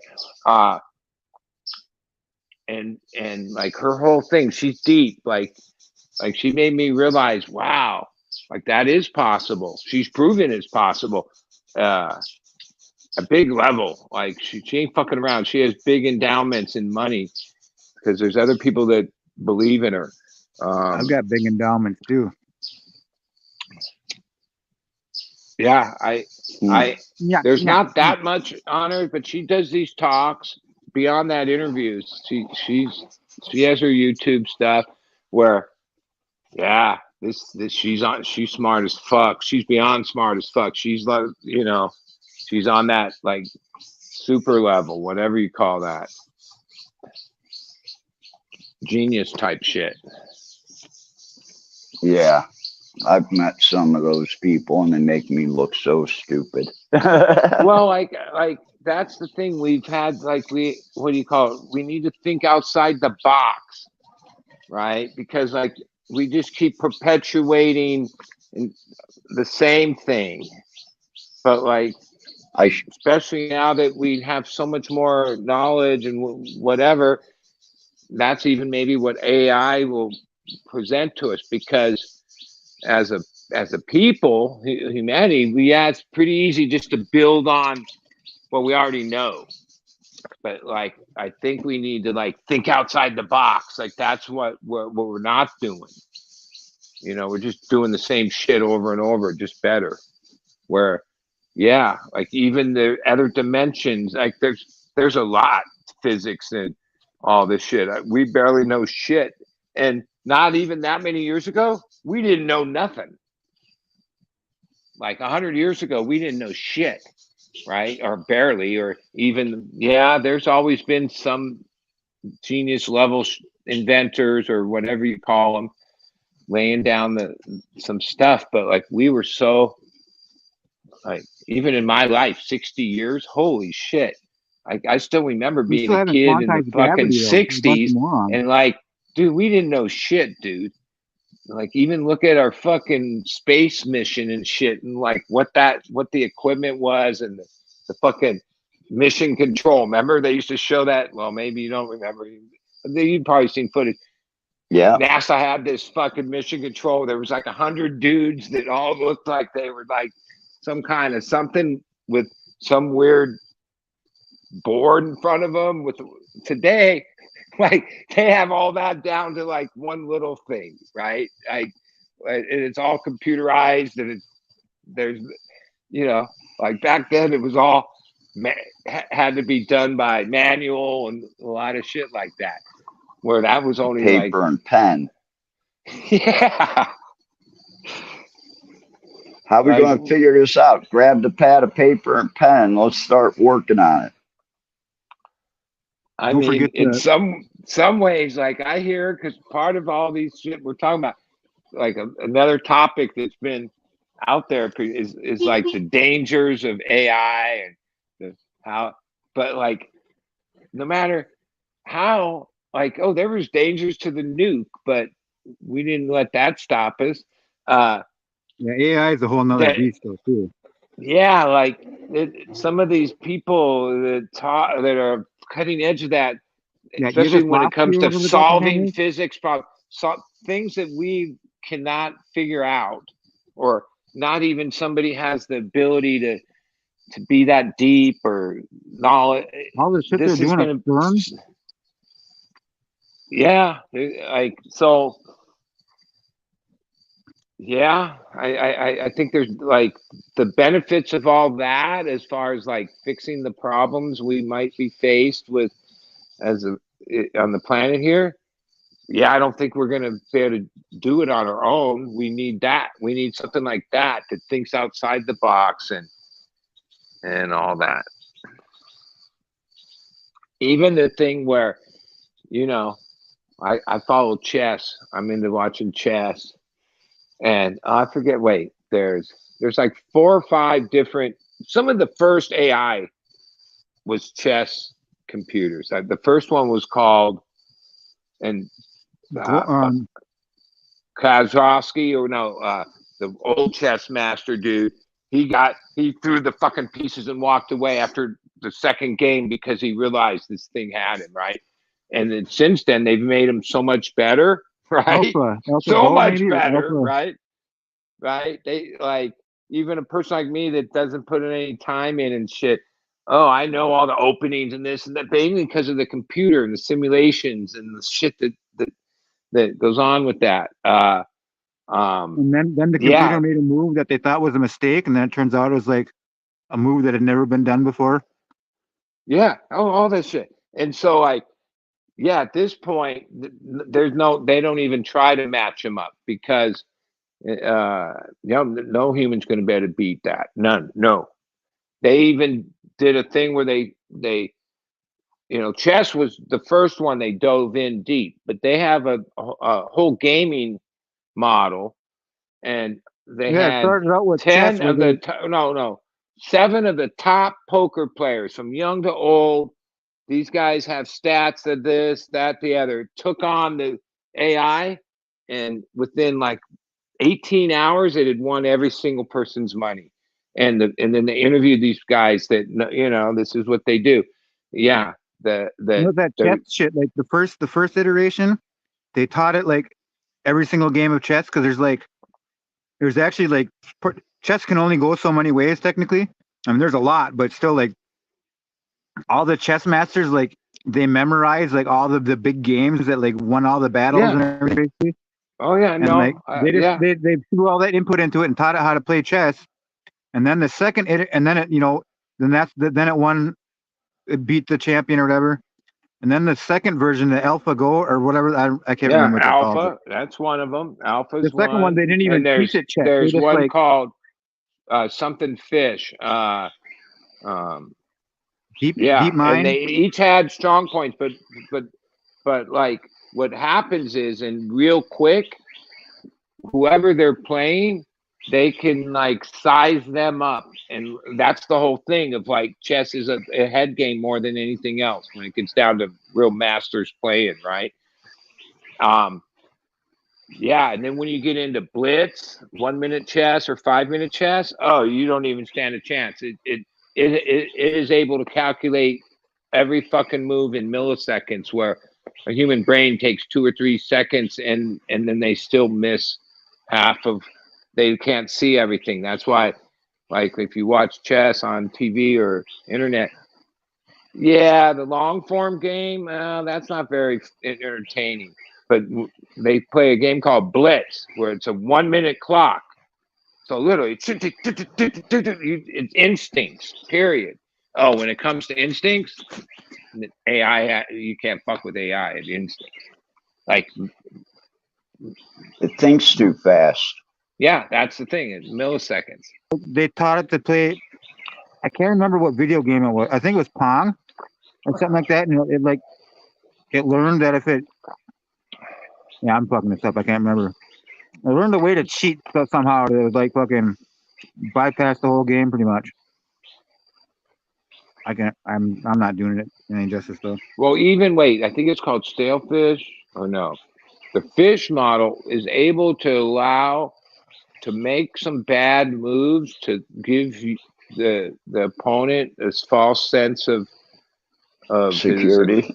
Security, like, meaning like, yeah, because that's what a 2800 rated chess player, that's the level they're at when they're playing another 2700 rated, like Magnuson and these guys, LV, all these top people. Close to 3000 is the top rating. Yeah, they Cheers, play everybody. that, like, because just like any game, when it gets down to like top level, it becomes a head game with humanity, right? Like, you can only get so good, and then it becomes like more of a mental thing, or even like I said in really chat. I mean, through this in the last, so there's always been women in chess, but they weren't the women of today, right? So there's these group of girls. Well, they have by far the most views, like millions of views when they're posting content, and there's a ton of chess content, because they're like the hottest fucking chicks you can imagine. There's Dina from Russia and Anna from Germany, and the Botez sisters from Romania, and Neo from Nemo. She's Asian. They're like grandmasters and shit. Right? They're like 20 years old, but like part of the chess world is saying that, yeah, when they play a lot of these masters, these are the nerdiest fucking dudes ever. Oh, they dress. I don't know the word. Yeah. Oh, you know, they're dressed like holy shit. That's they're using that and distracting, right? I don't think And we're some of the, online anymore. let me see. I don't think we're on YouTube anymore. I could be wrong. When I jumped back on, we were No, still it's still live. going. It's still going. Oh, never mind. Yeah. And because one of all the chess content guys, there's a place in Paris, there's places in a few cities, but the main one is in New York in Washington Square Park, where you call them chess hustlers, where there's these guys that basically make a living. They're not rated or masters, but they're pretty good. Where these young girls, like, they like to make these content. All the players in New York are hip to it, but in the last couple of years, where they go down there and they play like hey, I'm just a ditzy tourist. Oh, you want to play for $100 or whatever? And then they annihilate these guys, right? Like fuck them up, like make it look like they're stupid at the beginning, but just fuck them up, right? and they always dress like super cute and all this shit, and yeah, and they like, that's almost why there's women's chess and men's chess competitively, because yeah, because it is a mind game. Like I watch these matches, and oh, when that woman's looking at you that certain way, and there's this whole face to face thing going on. Yeah, most guys can't deal with that. They can't block that out. And to play chess at that level, you can have no distraction. Your mind is on full calculate. Yeah, because most of those guys will never approach a girl like that in real life. They're too afraid. Dude, like right now, the main guy that is so good is Magnus Carlsen. So they do these things with him where it's like, it's a chessboard with black and white pieces, but they're just checkers. They're just disc. They're not the actual pieces. And they'll have them like in a certain layout. They're called puzzles, right? And this guy can go and look at it. It's like a game in mid progress. It could be the end game. It could just be the opening. And Magnuson has got every fucking like major chess game memorized, right? The whole game. And some of these are like lengthy fucking games that went on for fucking days, where he can just look at a puzzle of a board and go, oh, that's 1970 whatever, Fisher versus whatever, that's the Queen's this.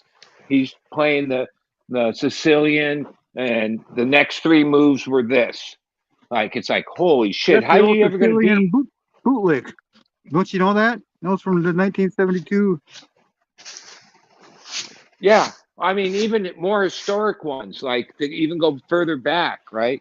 And because the computer's been a part of our life, yeah, like at this point, when you watch a live match, they have the computers ranks them of like how perfect of moves they made. And like if they make a move early in the game, there's a Ranking. white or black, there's a like a gauge that, like, usually it stays pretty even until like maybe toward the end, and then black or white gets a big jump, right? That means it's either going to draw or they're going to win. Even if they make one move early on that might be wrong, the computer already like knows it, and like, oh, we'll say, oh, that's it.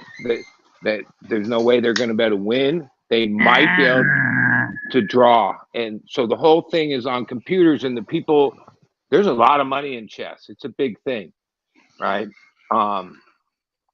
It's COVID. Too bad we aren't smart enough to play Go. COVID like gave chess has had ups and downs over its history. It's been one of the oldest games. COVID created this giant boom in chess that's still going on. It's crazy. The actual big matches last week, Carlson lost to LV. It was crazy. It was the crazy thing. It's called the IA Cup. Like that's what it's called. Or the AI Cup or whatever. Yeah, AI. Like that's the sponsor of the chess tournament. AI.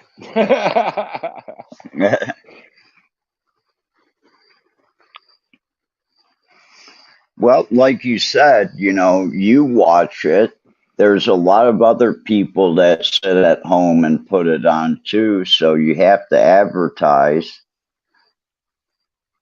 Well, even like there's a certain pattern. Usually 5 years old is when they start, right?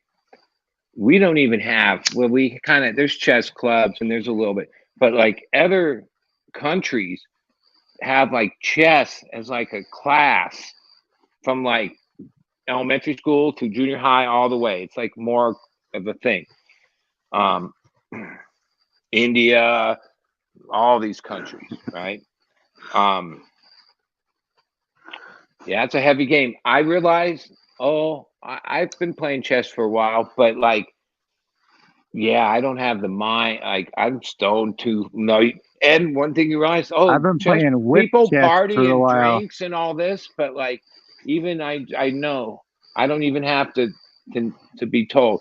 Nah, these aren't people that smoke weed, right? They're No. like their whole life is this, and like they're so tuned in, and you have to stay tuned in, right? You can't like just do it every once in a while. Yeah, Your can't microdose. the short term or just how being Can't- stoned. Nope, your brain. Nope, you're not gonna be able to think out these things like that. Maybe there's some freak that gets stoned and does it, but no. Now taking fucking ADA whatever medicine and all that shit. Oh, I think that might be a thing.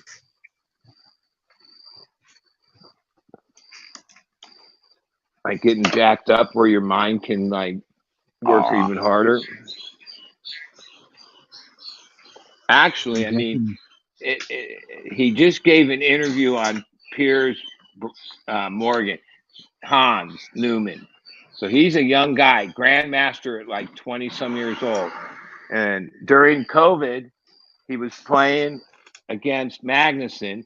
And in the second game, Magnuson retired. He knew, like these guys knew. And so then it comes out that he was cheating, right? And what makes Did it he have such like a butt plug in there that yeah, vibrated? anal beads, right? And his coach was able to like give him signals through there.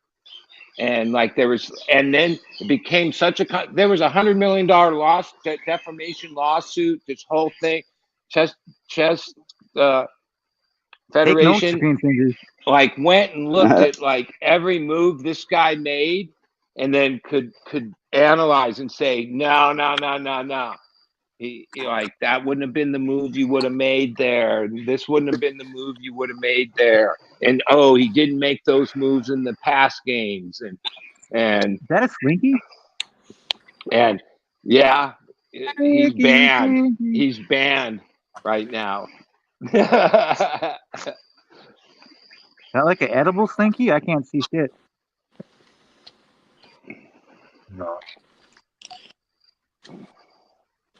Does it vibrate?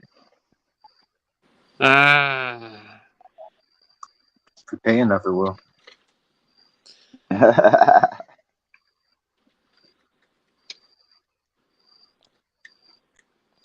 enough, it does anything.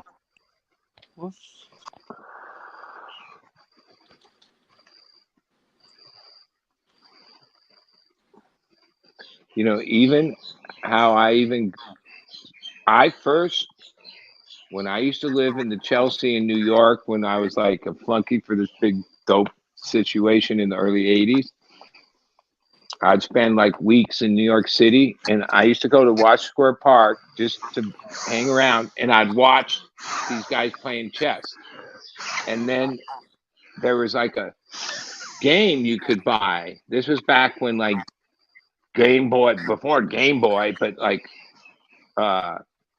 it was like a chess game, and you could set the ratings, Like it's basic, intermediate, and whatever.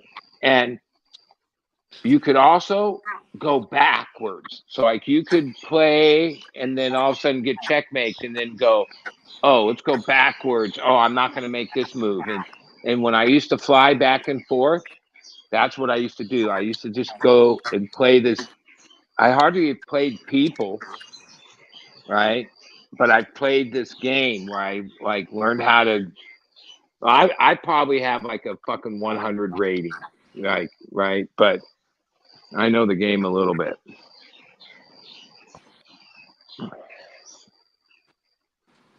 No, I probably have a 500 rating. Oh, right on. There we go. But not in Blitz or not in Bullet. They have like not the 3-minute game or the 1-minute game where the whole game has to take place in less than a minute.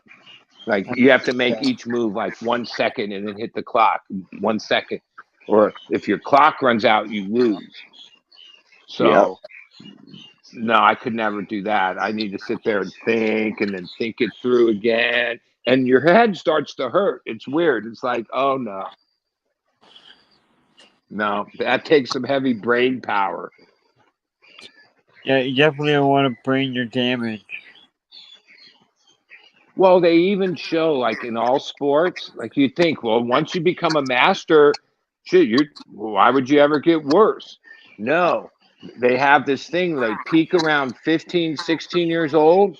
And by the time they're 30, like right now, Magnus is 32 and Akiro's like 33 or 4. They're like the old guys. Most of them are all younger because at that level, yeah, you're the brain, like Thinking even faster. once you get old, you're just not gonna be able to compete with some fucking young brain that's got everything you have, but is 10 years younger.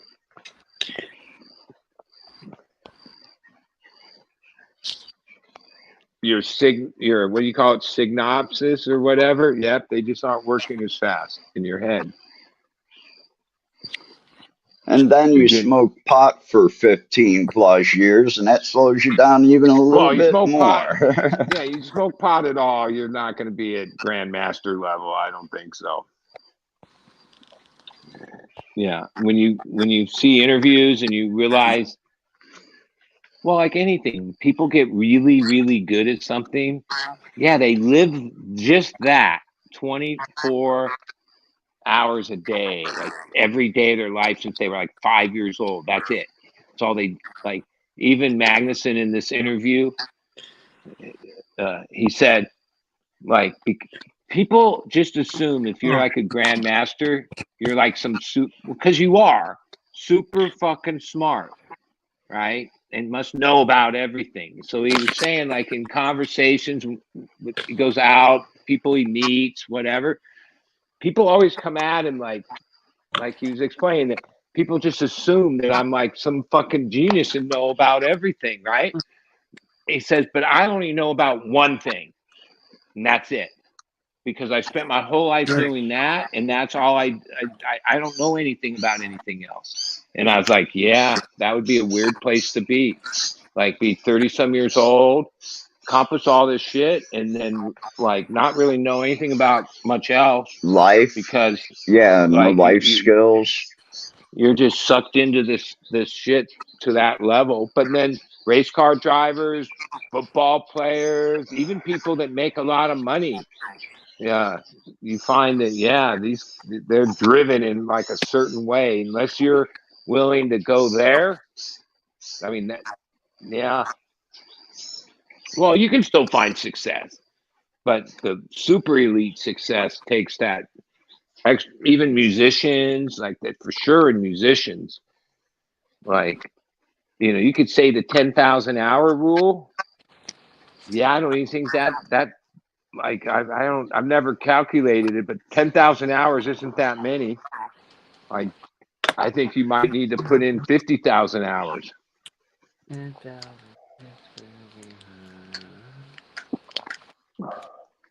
Well, 10,000 hours playing 3 hours a day, that's still going to take you 10 years.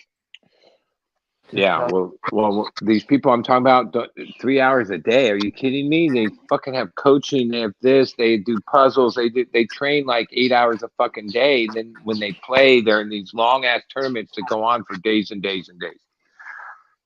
And they play like so many hours, and then they come back the next day. No, they I put in thought more we than were on music. 3 hours a day. And even like a football player, shoot, they practice, they train, they work out, they this, they watch tapes, they that, they this. That, like most people at this super elite level that are getting paid, big money for their talent. Yeah, they've gone to that extra spot that, man, not everyone's capable of that, even if you wanted it. That's just my opinion on that. Because like I appreciate anybody that's like what I call like a master. They've mastered their domain, whether it's music, fucking football, chess, car racing. Certain people are just like have mastered it. Hold on, guys.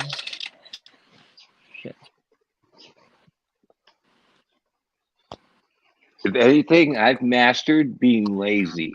Like my whole life is about just chilling out, like kicking back. Yep. Like that's even being a grower. Like even in the changes in the last few years, holy shit. Now I'm 60 and I have to work like 2 or 3 times as hard as I used to just 5 years ago. I'm like, what the fuck is wrong with this picture? What the hell? You're getting old. No, like sometimes I realize, yeah, we've gotten into like 14 to 16, where a year ago we were taking 8 to 12 and 1,000, right? So okay, we've come up a little, but and I could think of the time, but like, because I was always the one when prices went down, I held mine. But then I eventually have to break it down because that's just what happened. God, it wasn't that long. I mean, the last I remember it being good, nothing under 28, right? And that was like, that was kind of hard after like 32 and 4 and 48, right? Like, I think for over 20 years of the 33 years, 4 years that I've grown weed for a living, I didn't take less than $4,000, 4, 44, 42, 48 for like 20 years. That's just the way it was from like the early 90s through maybe 2010, maybe, or even after that. No, that's when it started getting broke down a little. 12, 13 back in the Midwest. In like Ohio. And now it's like, and those numbers, like why, right? Like at our bigger place and here, I defoliate myself at scale, like, fucking 60 light over there, 20 over here. No, I used to have people that did trimmed. I trim myself now. Holy shit, I hadn't trimmed since like 2003 or 4. Like I had people that did easy, pay them, they do it, right? You had them do this, you had them do that, you have them help you do all this stuff. Now, and even my friends that have big scale outdoor up north, yeah, they fucking do all the work themselves too. I'm like, holy fuck, what's happened? Because I still remember the ads that in California for Prop Trimmers. 64, right? That were the pro cannabis and the anti cannabis before the vote. And the pro cannabis had all these things that they were touting that it was going to create. I forget what number. Maybe it was I think it was a number. Jobs in our state. Good paying jobs, they said.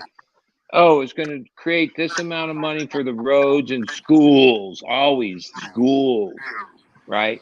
From what I see and hear, I don't have kids, but like teachers get paid shit. They don't even get money for supplies. They have to come out of pocket for basic shit for their students because the system's fucked. Roads, holy fuck, they never fuck. The roads are shit, right? And jobs, cannabis jobs. I saw a thing that pointed out just in California, we just voted statewide. Fast food minimum wage is 20 an hour. The average cannabis job, according to whatever data, is $12. 14.60 an hour average. Whether it's a bud tender or this, a fucking worker, all the way to the guy that might be getting, grow master fucking salary or whatever. And those have shrunk. And you're like, wait, how the fuck can you work at a fast food place and make a third, like that much more than at an average cannabis job? Something's wrong, very wrong with it. And the jobs are shrinking. There's less of them, right? Yeah. And a good portion of social media cannabis, unfortunately, from my perspective, is people that have, whether they're in it or they're trying to be in it or they're about that. They support this thing, the legal cannabis business. Maybe they're young, like only got into it so many years ago, don't remember or don't like. To me, I'm like, yeah, let's go. Like I remember this guy, Mountain Organics, made a post like 2 years ago or a year and a half. I don't know. He's a big name. He was like, make it illegal again. Right? That's the answer, right? Bring it back to like that, right? Which people will be like, what? People will go to jail. Like, Yeah, but I'd make money. Wait, statistically, like, wait a minute. I know, like, all my friends are growers. Like, wait, no one ever went to jail. I never knew anyone. I went to prison for fucking a bunch of cocaine. I never had any problems cannabis ever, right? None of my homeboys, right? Oh, if you stepped out of line and got too greedy or fucking slipped up, okay, well, maybe it was because I was born from outlaw parents. I think I was like 10 years old where my dad used to have we'd go on these weekend rides and he'd drink and talk. But I remember this one time we were at the beach or wherever the fuck we were, and he was like, "Yeah, if you don't do the crime, if you can't do the time." He like instilled that in me, right? Well, okay, there it is, right, where I have like this weird perspective. Maybe it's because I of my journey, but like I look around and go, yeah. Because like there's like what I see is there's oversupply. There's too much. Everybody's. I realize, yeah. What's the dividing line here? Is most of these people wouldn't have taken a personal, like if it wasn't legal, they wouldn't fucking be doing it. They'd be back buying it from whoever, right? They're not going to take a risk to go to jail, right? Well, yeah, like I'm an outlaw till I die. So this is my destiny. This is it, right? Where I'm like, yeah. To me, it's like, yeah, and like at the rate we're going, oh, there won't be guys like me anymore. We're like whatever you want to call it, the Dying old, breed. yeah. Because the whole thing, like especially when you talk about the DA and federal regulation and international and big corporate business and 10, 20, 30 years of it, 50 years of it, where do you how do you don't visualize what that's going to become and people are okay with that? Oh, fuck that. But there's no way of stopping it now. None. No. and a lot of it is, I get it. Oh, people don't go to, like, I was never for any of it, except that people weren't going to go to jail. And that's why I said, all right, I vote yes. But I already knew exactly. I don't know. I never had any misgiving of where. I'm just surprised. I remember a few of my homeboys, and we would talk, and a lot of them looked up to my opinion.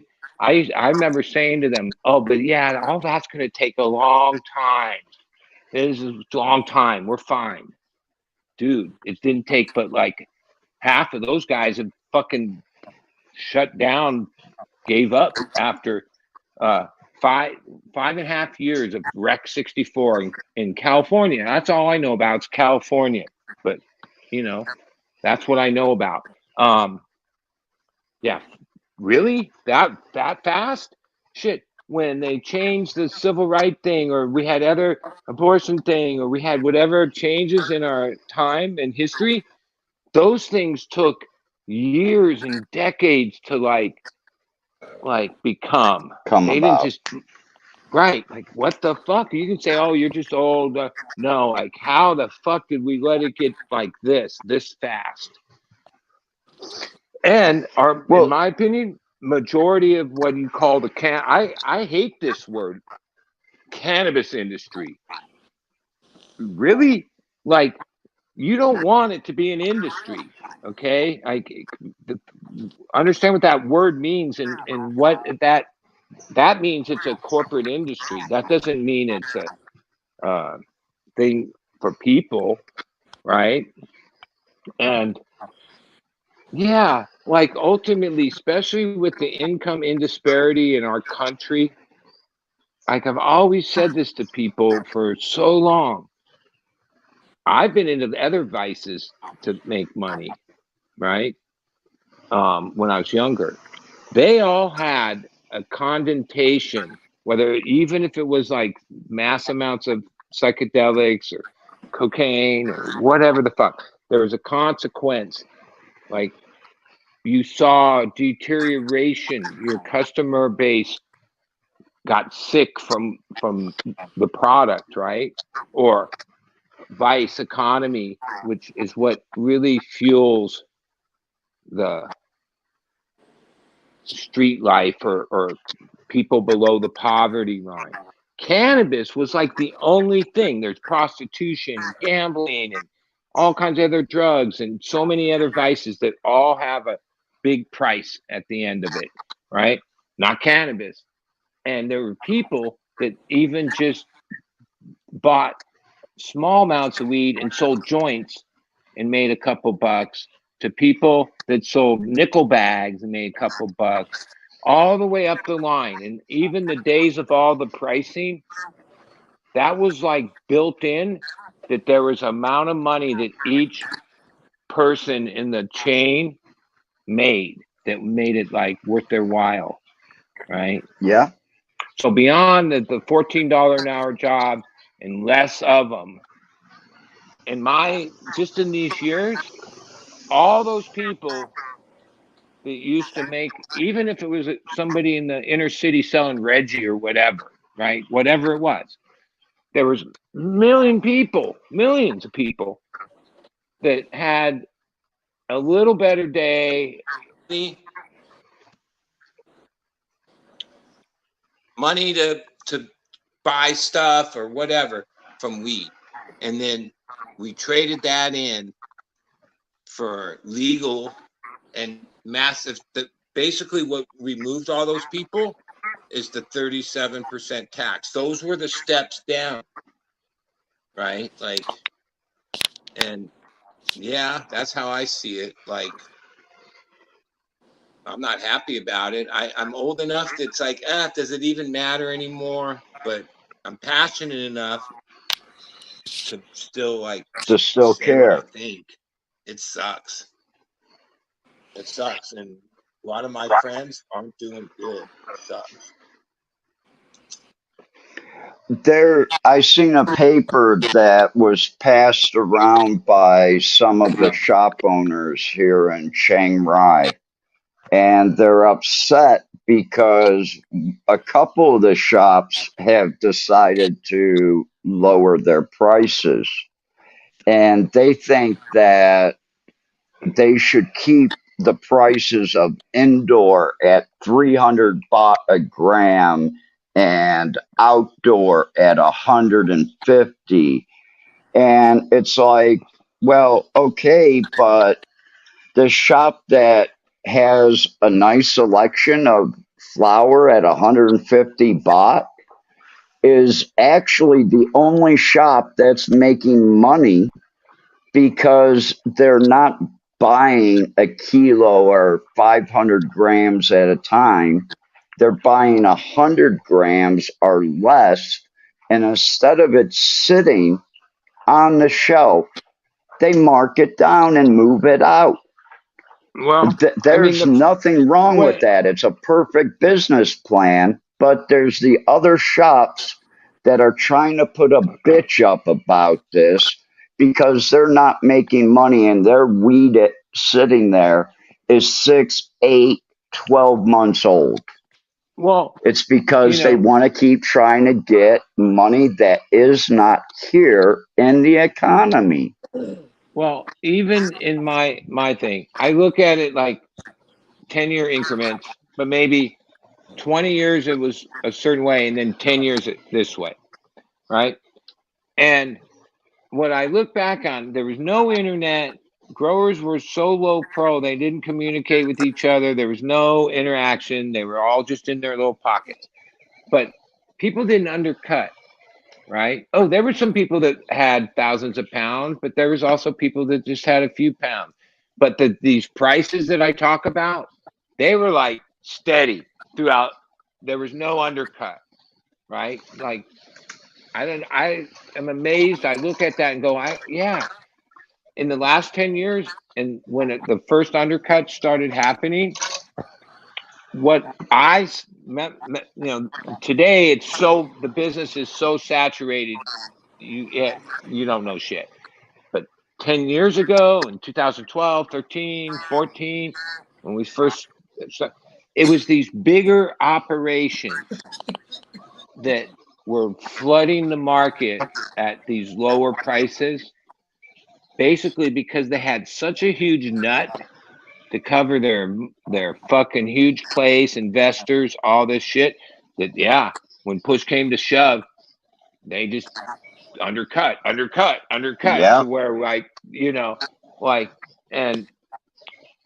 this is an agriculture commodity, and like there's been plenty of history with humans and agriculture commodities for like fucking 10,000 years, right?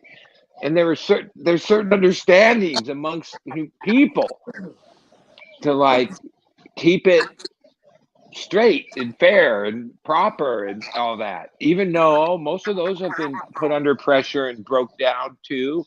But like we didn't even try to hold the line. We, like, 5 years is short. Like if you've been doing this 4 years, 5 years is short. 5.5 years. Prop 64 was enacted 5.5 years ago. We weren't maybe the first, but like we weren't that far behind anywhere else as far as recreational cannabis, whatever you want to call that, right? Beyond the fact that medical got degraded and lost or whatever pretty much across the whole country. Which that system, even though I never really, like, I wasn't one of these guys that I still have my card and pay this doctor. She never makes me come see her. She just likes the money and sends me like a yearly thing. But back then I had other friends that would sign up patients and have like this clipboard in their grow room where they thought they were covered under 215 and shit and medicine and blah, blah, blah. I sell dope, right? I don't even, I believe it's medicine, but no, I grow dope and sell dope. I'm just a dealer. So I didn't bother with all that. So I always looked at, and I remember going in and you could tell the doctor anything. Oh, my back hurts. I get anxious. Not anything. Dr. Frank. They didn't they were just a hustle themselves. Toward the end, the Russian mob had owned all these fucking doctors basically in the whole state, and it was like this whole thing. And those doctors, it was like a pill mill. It was just a thing to take because there was a case that was won. So like I was always gonna I believe that part of it, right? That that Precedence. that that or that if you go to a doctor and they say, "Oh, you have diabetes," or you have this, that, or the other, you don't have to go back every year and give them money to say you have that, right? Like once you have it, you got it. That's it. So the whole idea with cannabis is like, oh, I went to the doctor once, and now you say that. Why do I have to come back every year and give you a? I remember at first it was like $75, and then it went to like 100, 125, 200, 250. Like it just kept going up, right? And you had to get it every year, right? Where I was thinking to myself, yeah, like if you go to court and just say, yeah, here's my thing. Like, what do you mean it expired? Like, how does a diagnosis expire, right? Yeah. That was just a hustle that the doctors created from day one, because once you became one of those doctors, you weren't really part of regular medicine anymore. You were like that's all you did. Outcast. Yeah, you were outcasted, right? And yeah, a lot of probably doctors that some of them were pretty young that jumped in this and spent years doing that, had a hard time when that hustle died off, which it definitely died off, because in San Diego, LA, there was like you every mini mall, like not every mini mall, but all over the place. There were the doctors, 215 doctors. Like it was like a huge business. There was more of them than head shops. There weren't any real Yeah. dispensaries. There was these doctors' offices. The one, God, I forget the guy's name here. He got old and died. All of San Diego went to him. He was right by the airport. He was this old guy. And this is like now, Botox is like a normal thing. But I remember we used to go in there and realize what's the hell, like, because there was all these weird people there. He had longevity, like he gave out supplements to certain people. He did Botox on certain people, and he gave marijuana cards to certain people. Like he had, like, none of them were like. I remember telling my wife, right, doctor, what was his name? Like, if I ever get sick, the last doctor I'd ever fucking seek advice from would be my cannabis doctor, who I paid yearly and goes through these motions where I remember they used to go in and do your blood pressure and this, and then ask you. After a couple years, I realized, there was like this key wording that you needed to use. He wasn't gonna, like, he kind of like, you had to like know what to say, and then only take a couple minutes, and yeah, like they were basically quacks. And it was just like I had that for all those years. I wasn't part of medical. I didn't give a shit about any of that, right? It was just a way to protect myself. Like that was it.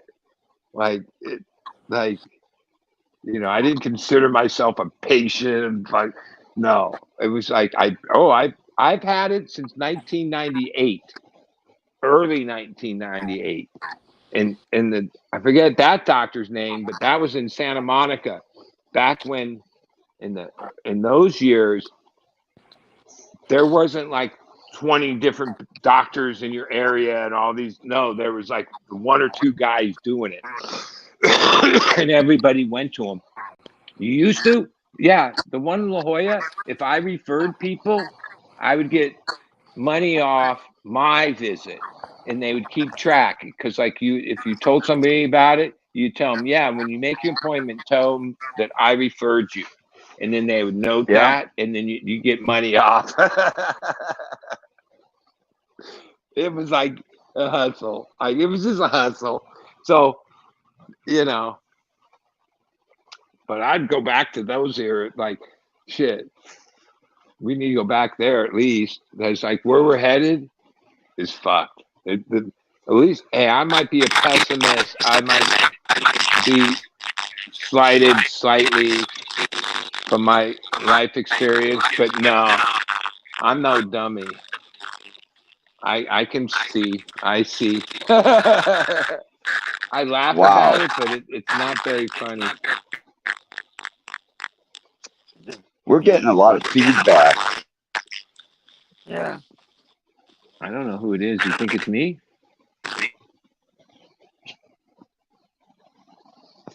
I got to tell you, I don't like StreamYard. And remember, Captain, didn't you say I only used it once? Each battery's like twice as fast as Zoom. Yeah, you want to go to, once you sign on, you want to hit the button and open up the desktop site and go through the desktop site in StreamYard. What it does is Oh, it cuts down on the amount of apps and everything your phone is using. So it oh. streamlines it. Well, it must have been a year and a half ago when I used it a few times on FCP or wherever, and it hasn't gotten any better. It's just it's the same graphic, it's the same software. Where even Zoom has gotten better along the way.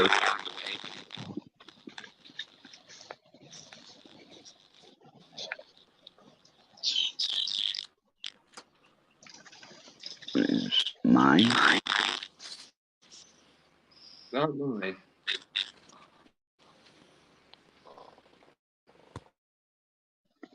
Oh well.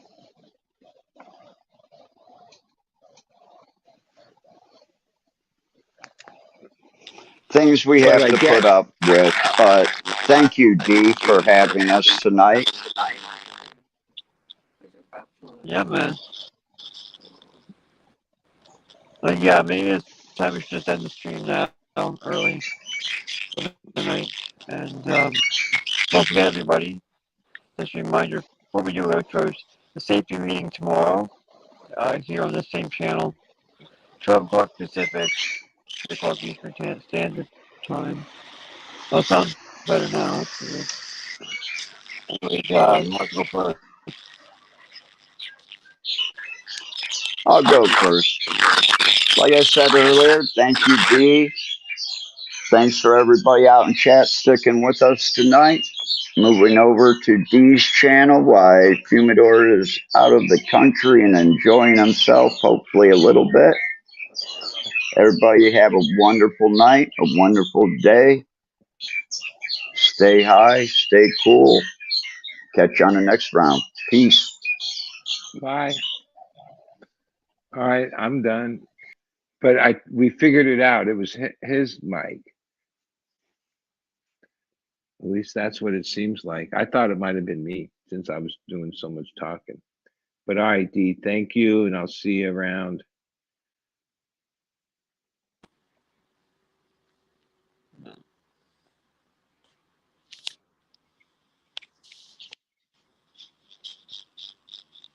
Have a good night, bud. Yep. Well, ladies and gentlemen, that's the end of the show for tonight. Wow, this audio still sounds like crap. Because it sounds like crap. Now it sounds good. I don't freaking know. Anyways, maybe we'll get better tomorrow. Don't forget to check out fumeadoro.com. Fumes of gold. Use the coupon code BRAINZ. BRAINZ. What else? There's another. Or you can find me on Instagram at _zombie_.